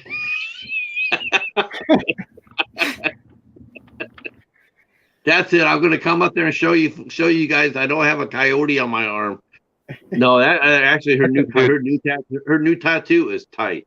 That was the word. I was actually like, that looked like it was both beautiful, but it looked like it would hurt like hell because it's so detailed. I'm thinking that took a long time. It did. I mean, it's really, really detailed. Funny. Oh. Besides, she triggered me first anyway. So, It's a big trigger fit. so we are going to start the Midnight Society. We're going to kick it off on the 13th of February. I don't know what we're going to do yet. I think we're going to come up with some sort of topics. We got to get Dead Michael and Al and myself and one other co-pilot, and we're going to come up with something. What a female host. Oh, I'm going to be inviting a female. I'm going to be inviting a female. I already know who I want up here. I just got to make sure that they want to come up. There's not all. That's the thing. That's why we're developing the last girls of the final girls of horror to encourage more women to participate in our community. They're out there though. Trust me. They are out there, Cal. That's the thing, is that they are very much out there, and it's just there's no reason why they should be they should be represented a lot more. There's Tiffany. She's going to show us her tattoo. Uh-oh. Oh no, it's beautiful. Legend has it, if you stand in front of a mirror in the dark and you say coyote 5 times, nothing will happen. Nothing. I don't know. I heard if you say coyote 5 times, it appears on your arm. Yeah, hold on, I'll show you. Nice. Okay. Remember what I said. I don't know. What did you say? I said if you say the word coyote 5 times in front of a mirror, it'll appear on your arm. This is the coyote, if you don't know. This is a wolf, but he calls it a coyote and he likes to trigger me. This is the first forearm tattoo that I got. Mm-hmm. And it is what it is. Okay. And then I've got this one. That's nice. Oh, you went all out on the second one. Dang. Yeah, look at that. Look at the detail in that. It's hard to show, but yeah. Mm-hmm. How many tattoos do you have? I have 4. I have those 2, and then I have 2 paw prints on my shoulders. And in March, I'm getting a rib tattoo of a wolf howling, just a line tattoo, like a silhouette. Jeez, you're gonna get a whole pack. How many qualifies as a pack? I don't know, 3, I guess, 2 or 3. 3 or 4 maybe? I mean, I'm not kidding when I say I love werewolves. Yeah, I know. I see. Nobody would get that on them if they didn't love them. Yeah. Yep. Are they addictive? It's either that or you're a big Warner Brothers fan. They are addictive, yes. She let that slide.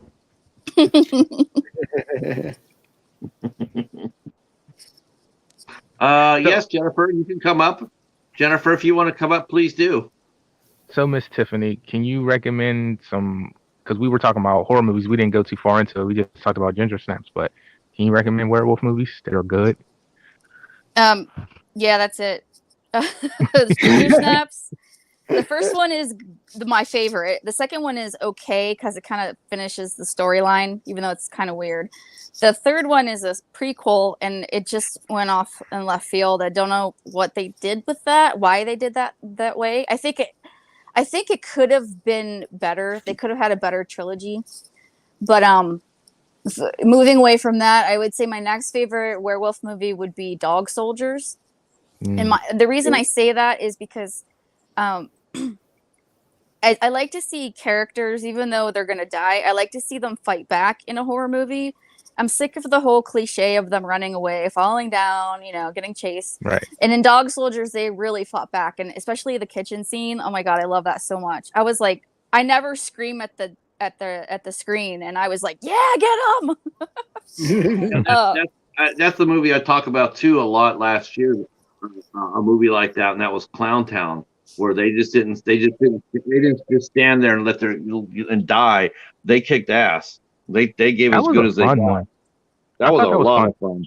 Lily, Me too. Cursed was the one with Christina. What's her name? Christina, Ricci. Ricci, yeah. And hi, Jen.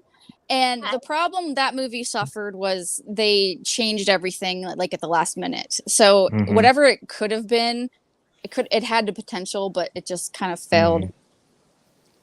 Yeah, I remember telling you guys there's like 2 other cuts of that movie if you can find them. They're out there somewhere. I mean, But it's they say fun. they reshot that whole movie 3 times. They say. Yeah, it's ridiculous what they do, and who knows what it could have been. I enjoyed it. What it I mean, is. it's fun. Like, I'll watch it if it's on TV or whatever, but I'm not like going out of my way. I like the Jack Nicholson movie Wolf with Michelle Pfeiffer, even though it really didn't show wolves very much. It just the story was there. Silver Bullet that Lily just brought up. I didn't care for Silver Bullet. I didn't see that one. You guys didn't mention the big elephant, American Werewolf. In London or Paris? Because I like them both. I mean, the first is the superior movie, but I still enjoyed the second one a lot. Okay, when I watched American Werewolf in Paris, I felt like they were taking the piss on the audience and acting like we were really stupid. Like, I forget the character's name or the actor's name, but the main guy, he was like, okay, so what you're saying is if we take the formula, we'll turn. Like, come on, I'm an adult, okay? And then the whole the way I'm a huge like weirdo when it comes to the transformation scenes. Like, that's very important to me. And in Paris, they turned their knees backwards. Like, their anatomy was wrong, so it like really bothered me. Mm-hmm. It was more linked into the comedy, it felt, than the first one. The first one had good comedy. It was just better placed. The first one is just a really good movie. I'm surprised it doesn't get the praise like The Shining and a lot of them other movies get. First one's pretty good. Oh yeah, and the transformation scene for back then with like what they had, I can't believe how good they did. Yeah, that is legit scary when you're young. A lot of things didn't scare me, but that one weirded me out when I first seen that one. The Lily scene. Yeah, Lily's brought up The Howling. Yeah, The Howling. Did you guys like The Howling? Yeah. I like The Howling better than American Werewolf. What? Wow. Yep. Wow. I agree with Al. Really? This is I need to rewatch it. Those effects, the effects by Rob Bottin, I don't know. I can just watch that all day.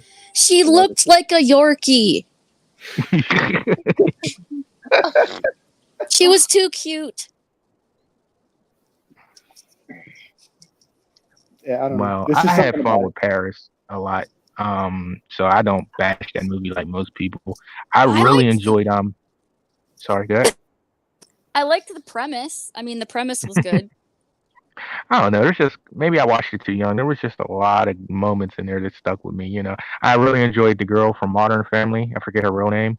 From Happy Gilmore that was in it. She was the dead girl. I really enjoyed her. Yeah. But man, How? No. Is it called How? Is it called How? Yeah, the How. It was popping up at Dollar Tree. I think you can find it on YouTube for free. Yeah. That was a good horror movie. Everybody says they don't show the wolf a lot, but I just thought it was done really well, especially for the budget. They're like on a train or something. I watched it twice. I like that one.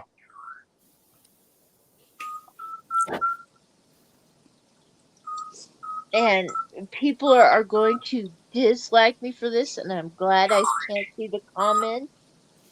But I liked it when Freddy got silly. I did. Right on, Jenny. Oh, right you mean on, Krueger? Jenny. Yes. Oh, me too. I love the camp. When he got the bloodliner. Yeah, he would have just been, he would have been boxed in. Him being who he is, he's Freddy because of that. It would have just been Nightmare on Elm Street. Now we say Freddy. It is a difference. If anything, he became he bigger should than have the had series. more sass. I would have liked more of it. More sarcasm. Yeah. Yeah, Jen, I'm with you all the way. So what's your favorite Freddy movie then, Jen? It's Dream Warriors. Yes. Hey. Right. What's that? Wait. Turkey? Which was the first one he was really starting to be kind of funny. Is that the one with the Roach Really? Motel? No, that's Is that 4. No, Dream that's Warriors? 4. Oh, that's Dream 4. Master. The What's bright that? one. Who's got a Roadrunner? Keep on hearing a chirpy. No, that's my parrot. Sorry. I'll Oh. mute. That's a parrot? I thought it was a I thought smoke it was a detector. Roadrunner. I didn't know. Oh, That's cool. I used to have a bird too. I had 2. Not a parrot though. But Dream Warriors was awesome though. I know you don't get it. It's hard to say it's better than the first one because the first one started it, but I like it better than the first one. Me too. It's my favorite altogether. And for people that complain about his campy, his goofiness, I think that right there is the balance though. It's dark and it has a little bit, he was like Al said, he was just starting to. That's really, if they ever bring him back, that's the perfect. If they watch that movie, that's the perfect balance. Mhm. I agree. That was a good balance of the funny and the like weird, scary stuff. Mm-hmm. I completely agree. I still like Jackie Earl Haley. Like He was good. Jackie's. You want to hear an performance unpopular was very take?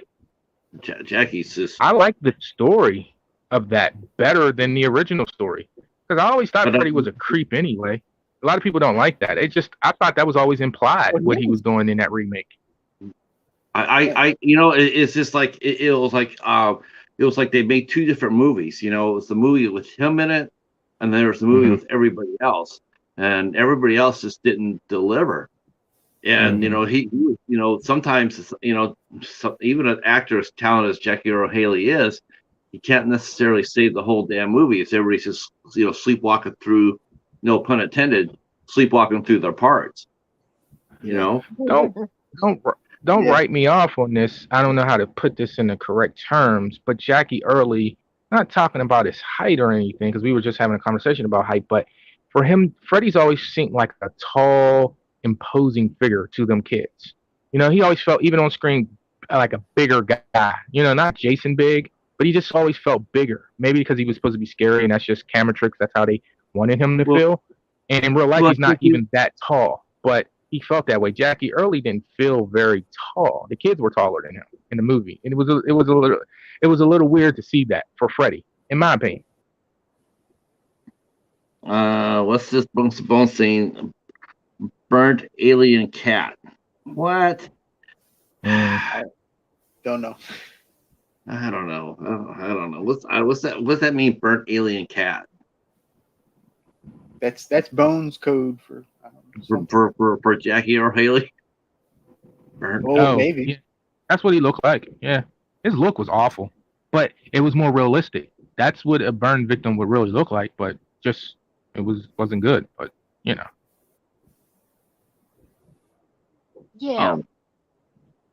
I don't hate that movie. I don't hate that movie. I don't like part 2. Part 2 is good to me. Now, sorry. I liked part 2. Part 2's too slow for me. It's very dark though. The scares are there. It doesn't scare me, but I can see why a lot of people are scared of it. I think out of all the franchise, it's probably. The remake is probably last on the list, but I before the remake, that was the last one, number 2. But I think out of all of them I've watched over the recent years, it aged the best. I like it a lot more than I did when I was younger. I think it aged really well. Yeah, I would say so. I would say it has aged better than some of the other ones for sure. I didn't like it at all, really. It was the weakest one. All right. Well, I got to get out of here, guys. So. Okay. I'll see you later, man. Bye-bye. Thanks for coming on. Like, come on, Al. You came on too late, Jen. Okay. See y'all later. All right. It is 3:10. I'll stay up till at least 3:30, and then I'm gonna sign off because I want to see the football game. And give Hops a hard time. Or still better, enjoying your birthday vibes, Jen? Still riding high off the birthday? Yeah. Yes, I Nice. am.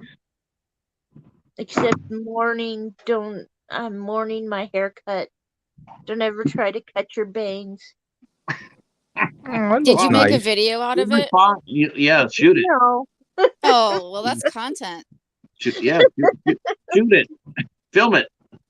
no. I had last year, I think, I had my husband cut my hair with kitchen scissors. Mm. That's what I did. Awful, Oh, but it was content. okay. That would be How for many the views final did you- girls how many of views horror did you get? content. Well, now that I got my community tab, I'll do my best by sharing that out for you. Oh, how See? nice of you. That's what friends do. Yeah, Is it? yeah. Why Yeah, that video? Actually, I've been using mine. I got to use mine more for. I'm doing mine for more. For smaller channels. Trying to get up there. I got to use that thing more. It's like I looked at it, see what I've done, and it's like I shared out Kevin yesterday. Yeah, like he needs it, but I did share him out. Mhm. Yeah, and I I shared shared out. somebody, and they actually came to me and said thank you. They're like, people said, because they're bigger than me, and they said that people came over from my shares because they seen me share him, and I was shocked. I just shared him because I enjoyed the video, but I didn't, I didn't think so, And when I checked the view count on his video, it was higher than his recent videos. I was surprised. I'm like, oh, I didn't know I had that pull. Like, News to well, me. no, it seems like lately, every time I go to Tuber Chat, though, Tiffany's never there, so I'm just not there that much now. Oh, well, I've been taking a break because I've been having some online drama, so I've been Again? laying low. Yeah, Not with that same weird group that you were with. it's a long story, man. Oh my God, it is. It Oh. is. You make it a short story and just hit that block button. I already told her that. I told her that too, Cal. Is it the same? It's the same group, isn't it? I knew it. It'll be all right. You had the It's best blowing story. over. Asking about you, Tiff. You had the best stories, Tiffany. Yeah. I've been asking about her because I was even asking Katie about her. I said, why don't you get her on the Final Girls of Horror? And I was always wondering where she was because when I came across you guys, I was wondering like, hey, where's Tiffany? Because I just assumed she was always on here because when I first found you guys, she was on more. So I was always wondering where you disappeared to. I found Tiffany and I. That's when we met each other through Tuber Chat. We were trying to make Kevin laugh. Oh, we're yeah. talking about we were just sitting there. Yeah, we do. Honestly, that's one of the funnest things to do during the chat. Is to I know. see if you can make the host crack up. I do it all the time. I admit I do this on purpose all the time. I really do my best to try to make Knight crack up, and then I always try to make him break. I always say random stuff like, someone took my grandpa's prostate. I mean, it's true. He had it removed. Someone did take it. That's kind of sick. This is a horror group, isn't it? Yeah. Oh my God.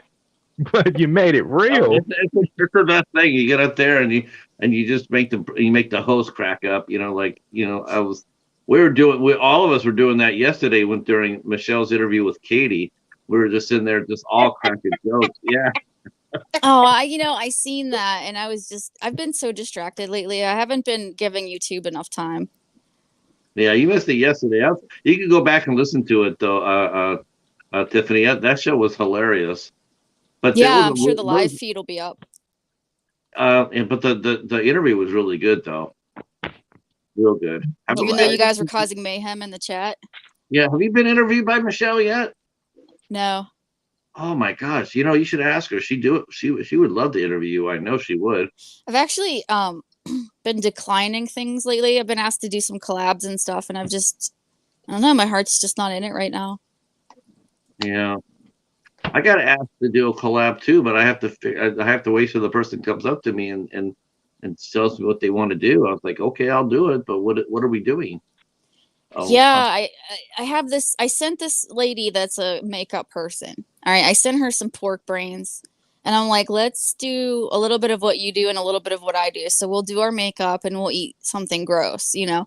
And so she has it, but we still haven't figured out a day to do it. Jennifer, that sounds right up your alley. I have a cow tongue and chicken feet in my freezer. Tell me how you eat the chicken feet, because I tried eating one time and it was like all bone. Like, I don't know what you just bite off a eat chunk and around the swallow, or bone. And you just eat the skin around the bone. oh, like a little chipmunk, like a Or you just Yeah. eat it to cob death. corn. Just boil it to death so it's so soft when you eat it, it'll just crumble. Mm-hmm. Yeah, you can do that too. Mhm. Gosh. I don't. My I mom never ate that. my mom's chihuahuas love them too. So Oh yeah, they're good for them.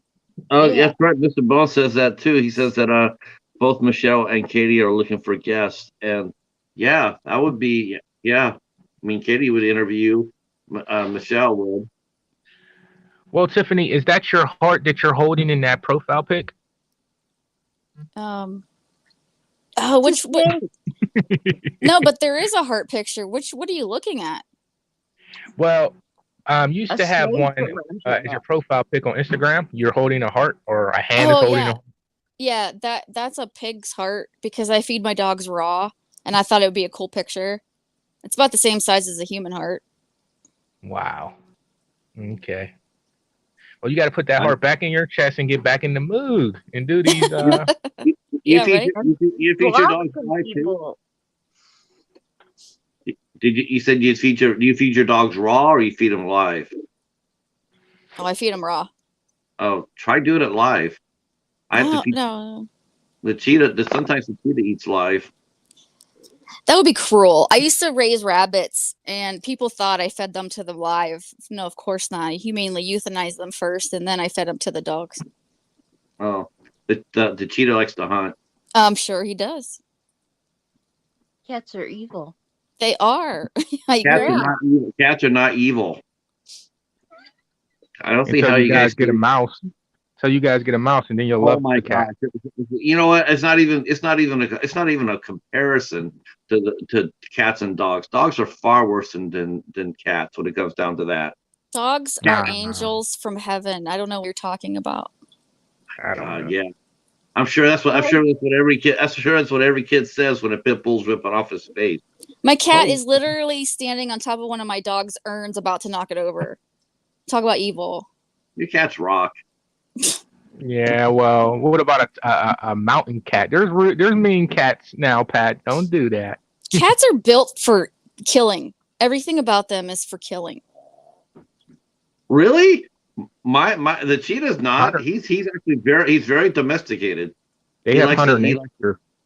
Yeah, they do have that hunting nature, but dogs Okay. do too. Dogs have that turn around and bite the hands that feed them. Here you go, Rover. Here you go. Here's some food. Here's some water. And go, and then they're attacking their face. I don't Okay. know, Pat. Cat has never hunted live food before. What kind of dog is it? A Chihuahua? Oh yeah. Oh, Titus. Titus. No, Ooh. I was asking Jen what her dog is. Oh, she was a Chihuahua Oh, she Min Pin was. cross. A Chihuahua what? Min Pin. Oh, oh Mr. boy. Pincher. And she never hunted? Those dogs are insane. Yes.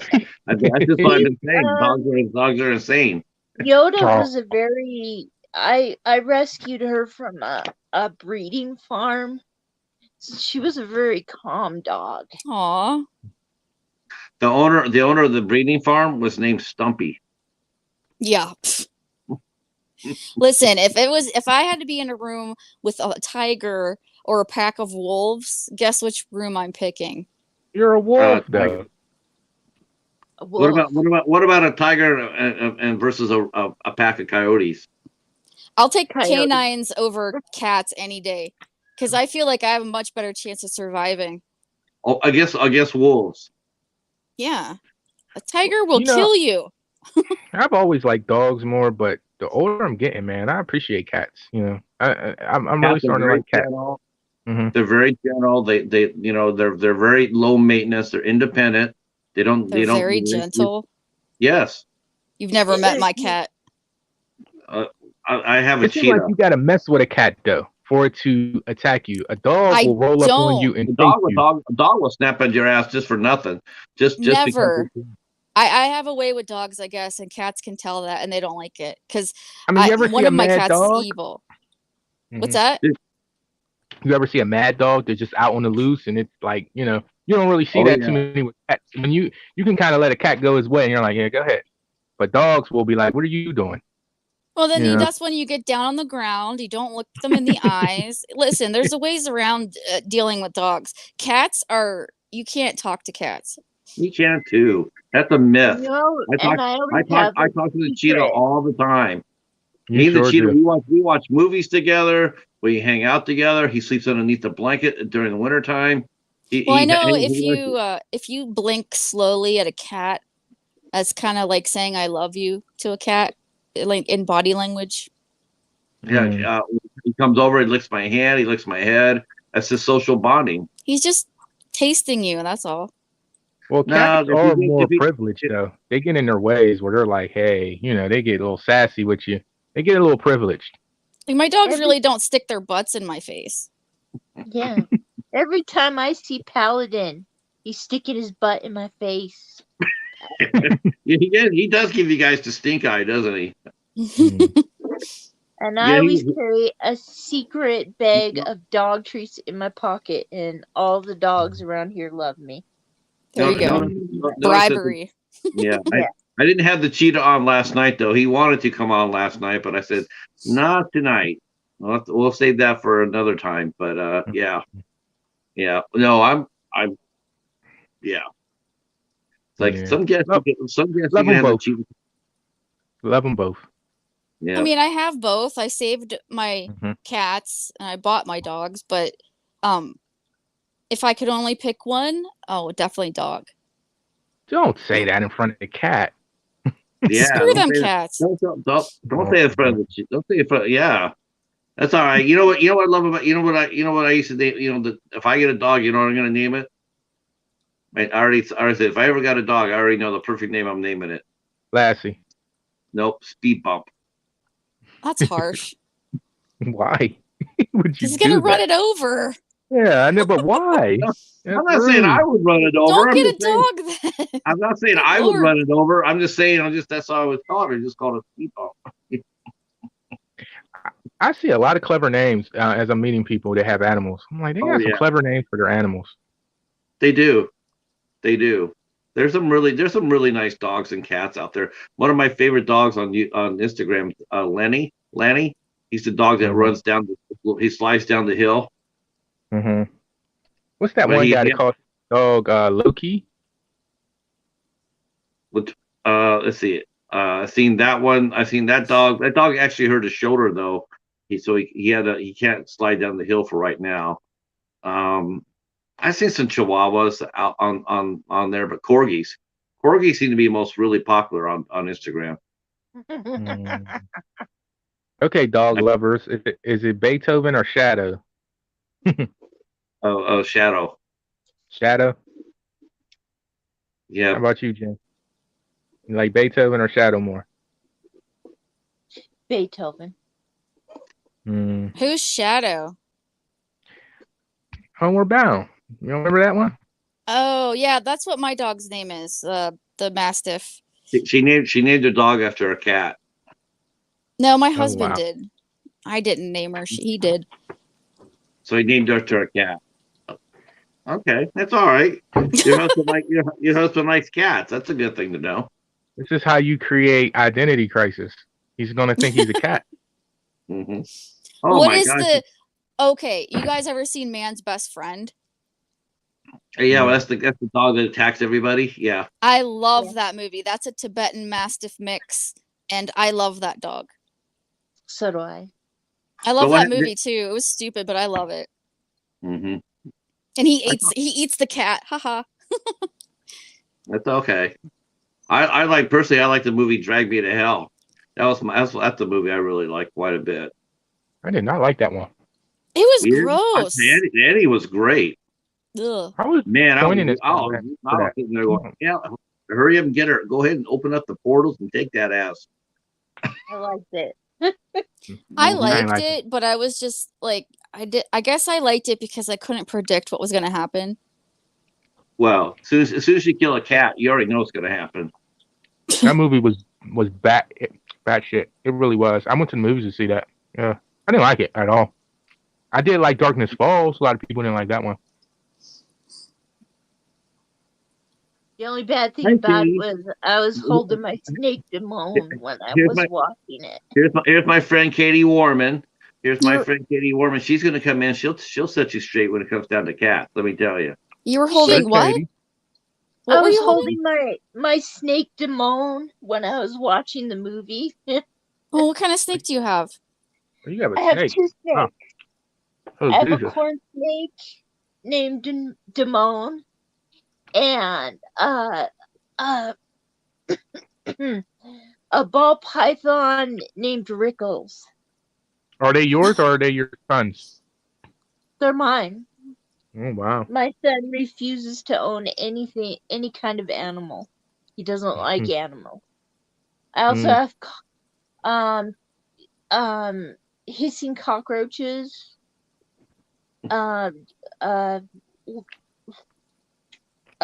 gecko, a leopard gecko, and a betta.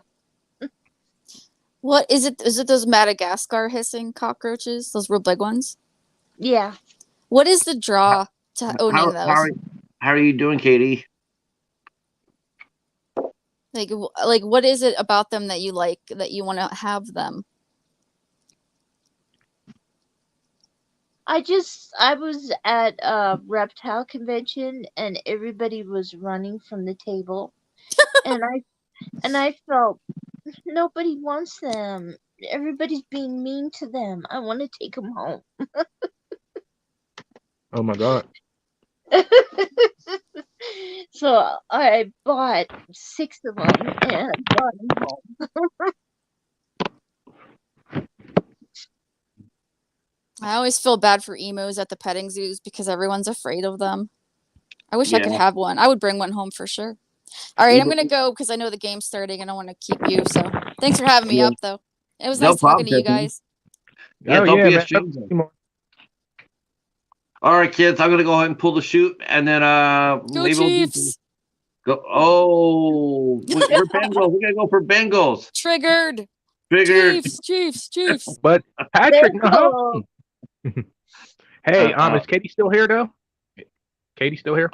Katie Warman? Kate, I think so.